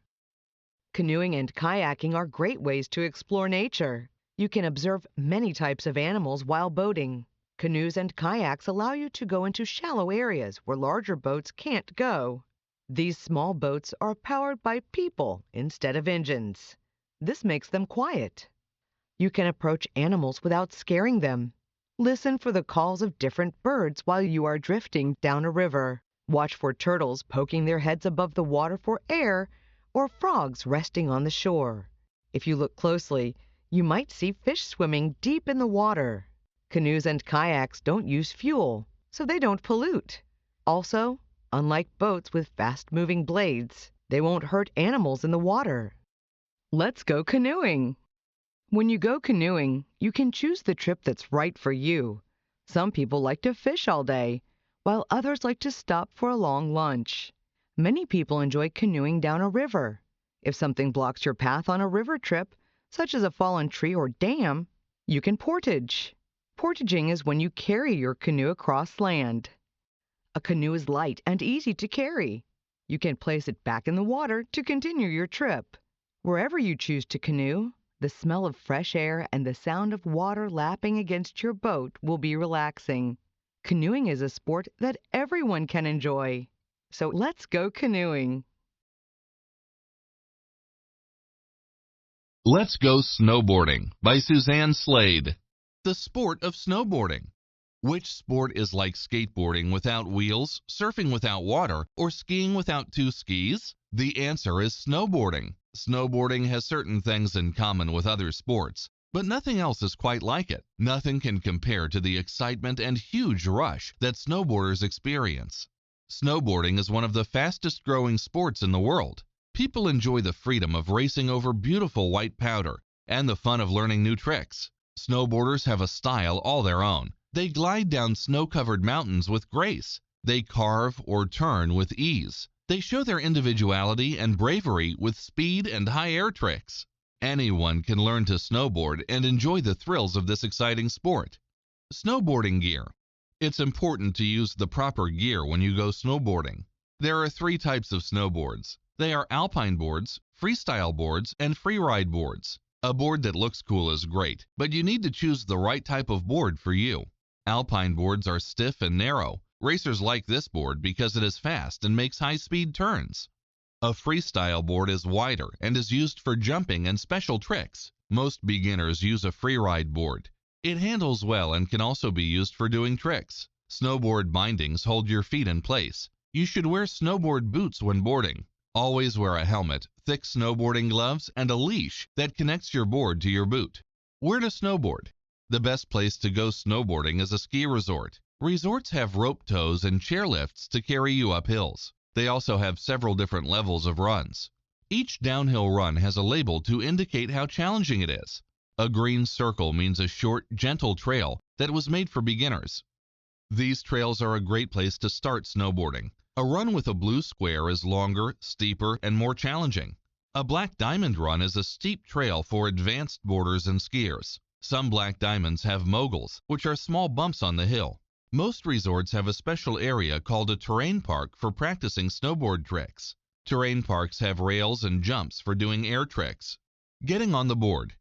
Snowboarding may not feel natural at first. New boarders often feel unsteady while sliding down a hill with both feet fastened to a board. To avoid spending more time sitting on the snow than gliding over it, you could take a lesson. An instructor will show you how to stand sideways on the board. Make sure to keep your front hand over the nose and your other hand behind for balance. You'll learn how to dig the edge of your board into the snow to turn, slow down, or stop. It's also important to know how to fall without landing on your hands. When falling backward, you should land on your backside. If you fall forward, tuck in your elbows and land on your arms. Freeriding. Freeriding is snowboarding just for fun. You can freeride through all types of mountain terrain, such as soft powder or packed snow. Freeriders don't worry about doing tricks or going fast. They just cut loose and go boarding. You can side slip to slow down while you are freeriding. To side slip, your board must be at a right angle to the downhill slope of the hill as you dig the edge of the board that is farthest uphill into the snow. A heel side slip is when you are looking down a hill and you dig your heel edge into the snow. If you are facing uphill, you can toe side slip by pushing the edge of the board that is under your toes into the snow. Backcountry boarding. Backcountry boarding is when you ride your board in areas outside a ski resort. The first snowboarders had to carry out backcountry boarding because snowboards were not allowed at resorts. Backcountry boarders often use a split board. This type of snowboard breaks apart into 2 pieces. You can walk up the mountain with one piece fastened to each shoe. At the top, the pieces are snapped together to make a snowboard. After a long hike, a snowboarder is rewarded with untouched snow. Some boarders hire a helicopter or snowcat to take them up to the top of backcountry trails. Alpine snowboarding. Alpine boarding is a high-speed sport. In this type of snowboarding, the rider makes fast carved turns.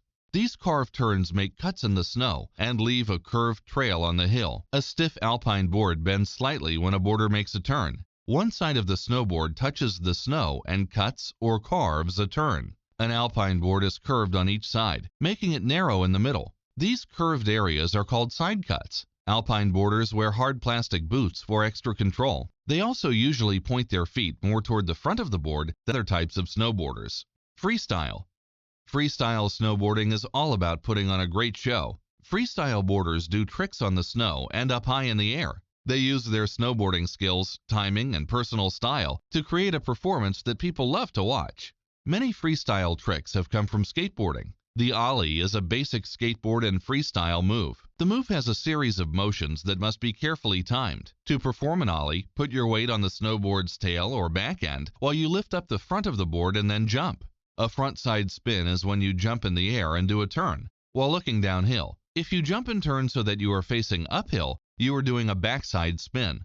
A trick called a grab is when you grab your board with one or two hands while you are in the air. There are many different grabs, such as nose grabs, tail grabs, and melon grabs. To do a melon, grab your board's heel edge with your front hand. Doing a tail wheelie is similar to doing a wheelie on a bike. To do this trick, stand on the tail of the board and push the nose up. Riding fakie means you ride your board in the opposite direction from the way you usually do. For example, if you usually put your left foot forward, turn your body the other way and board with your right foot forward to ride fakie. Snowboarding competitions.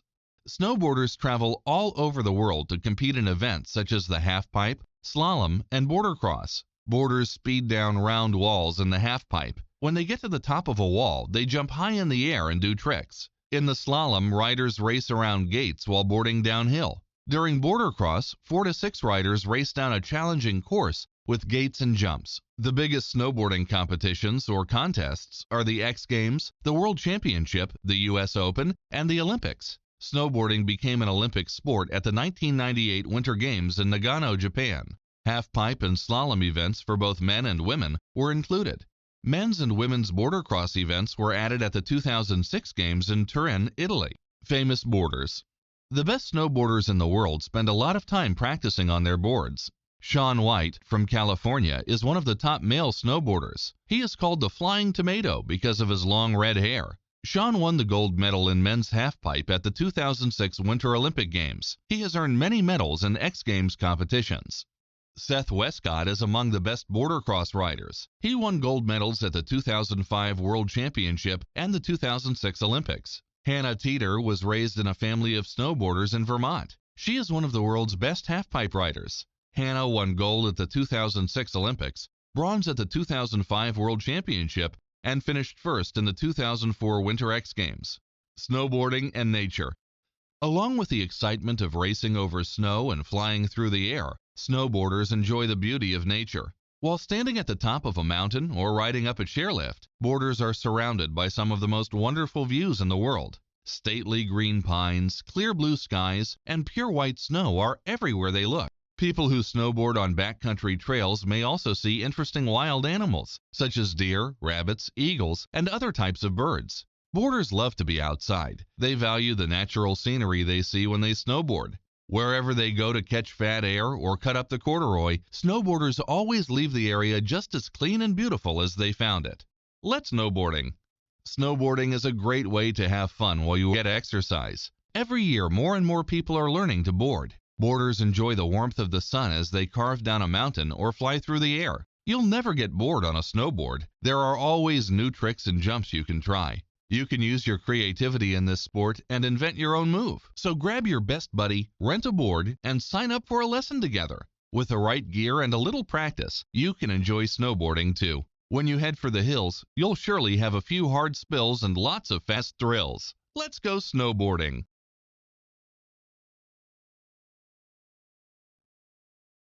Life in a Colonial City by Therese Harasimu. Coming to America. Hundreds of years ago, Europeans began coming to America for different reasons. Some were looking for riches, others were seeking religious freedom, many were hoping to settle and start new lives. You've probably learned how colonists struggled to build homes in their new world. Some settlements didn't last very long. However, others were so successful they became cities that still exist today. What was life like in the colonies before the American Revolution? Did people have jobs like today? Did children go to school like you do? In this book, we'll find the answers to these questions and more. We'll look at different elements of colonial life and explore a few of the most successful colonial cities. In the 1600s, explorers found many natural resources in North America, such as thick forests for wood, rich soil for crops, and plentiful waterways for fishing and travel. The area that would become the 13 colonies was already home to more than 500,000 Native Americans. In some places, such as at Plymouth Colony in Massachusetts, Native Americans helped the colonists find food and raise crops.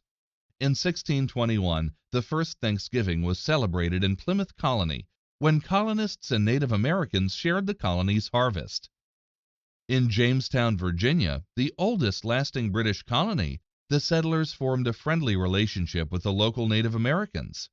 However, poor harvests and bad living conditions led to food shortages. When the colonists tried to steal Native American food, fighting broke out. Different classes, different lives. By the 1700s, Europeans had established many successful colonies in North America. More and more settlers came. Colonists often led very different lives depending on their social class. The wealthiest class, called the gentry, owned large farms or had jobs that brought them riches. Many were doctors, merchants, or skilled craftsmen. Most of the colony's leaders belonged to the gentry. The middle class had small farms or shops. Many made goods that others needed, such as candles, cloth, and soap. Middle-class men had some say in colonial governments. The lower class included apprentices and servants.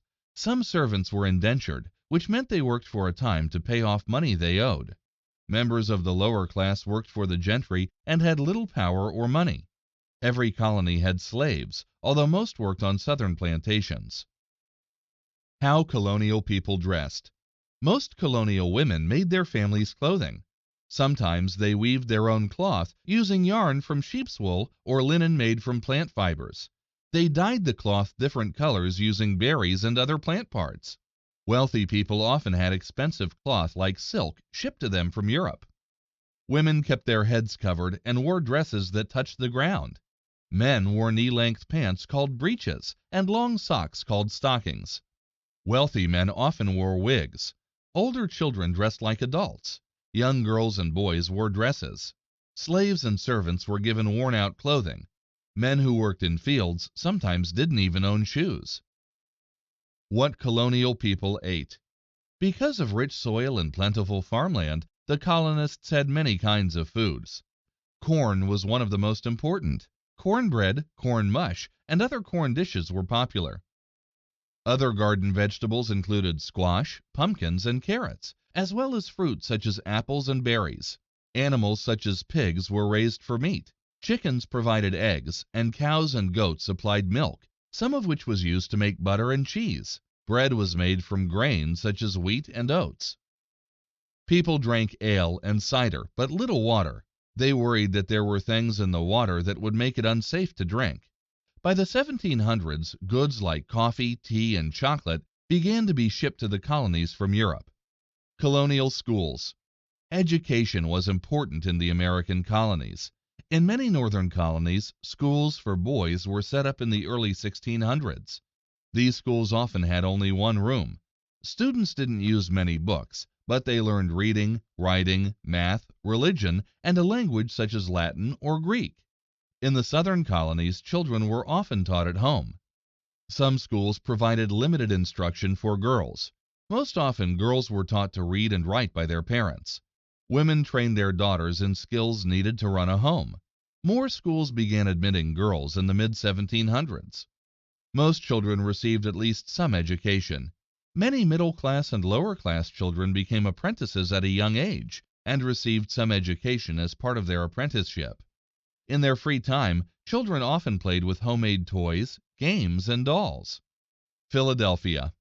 In 1681, William Penn of Britain established Pennsylvania and a town called Philadelphia in 1682 for people escaping religious persecution. Many people moved there to start new lives. Philadelphia became one of the first crowded cities in the American colonies. Penn had originally planned to divide Philadelphia into rectangle-shaped lots with many gardens and parks. However, most people wanted to build by the rivers. It soon grew from a town into a crowded city. By 1700, Philadelphia had about 4,500 people. At that time, most people traveled by horse or on foot, but water was the quickest method of transportation. Most successful colonial cities were near bodies of water. Philadelphia, located on two important water routes, the Delaware and Schuylkill rivers, became one of the fastest-growing cities in the colonies. It was known for shipping and industry. Philadelphia had the problems of any crowded city. For example, there were many poor people who couldn't afford doctors. The first colonial hospital was built to help these people. Before then, these people lived and died on the streets without anyone to care for them. In the 1700s, candles and fire were used as sources of light and warmth, but could also be a danger. Fires could spread from building to building quite easily in a colonial city where many homes were built with wood. The first volunteer firefighting company began in Philadelphia. Benjamin Franklin, one of the founding fathers of the United States, helped begin both of these valuable city services. Other cities began similar services soon after. New York City. New York City began as a Dutch settlement in 1624. Back then it was called New Amsterdam. First, the Dutch occupied the island now called Manhattan and used it as a trading post with the local Native Americans. Later, the British wanted to control the successful fur trade. When Britain took over New Amsterdam in 1664, about 1,500 people already lived there. The British renamed the city New York. France and Britain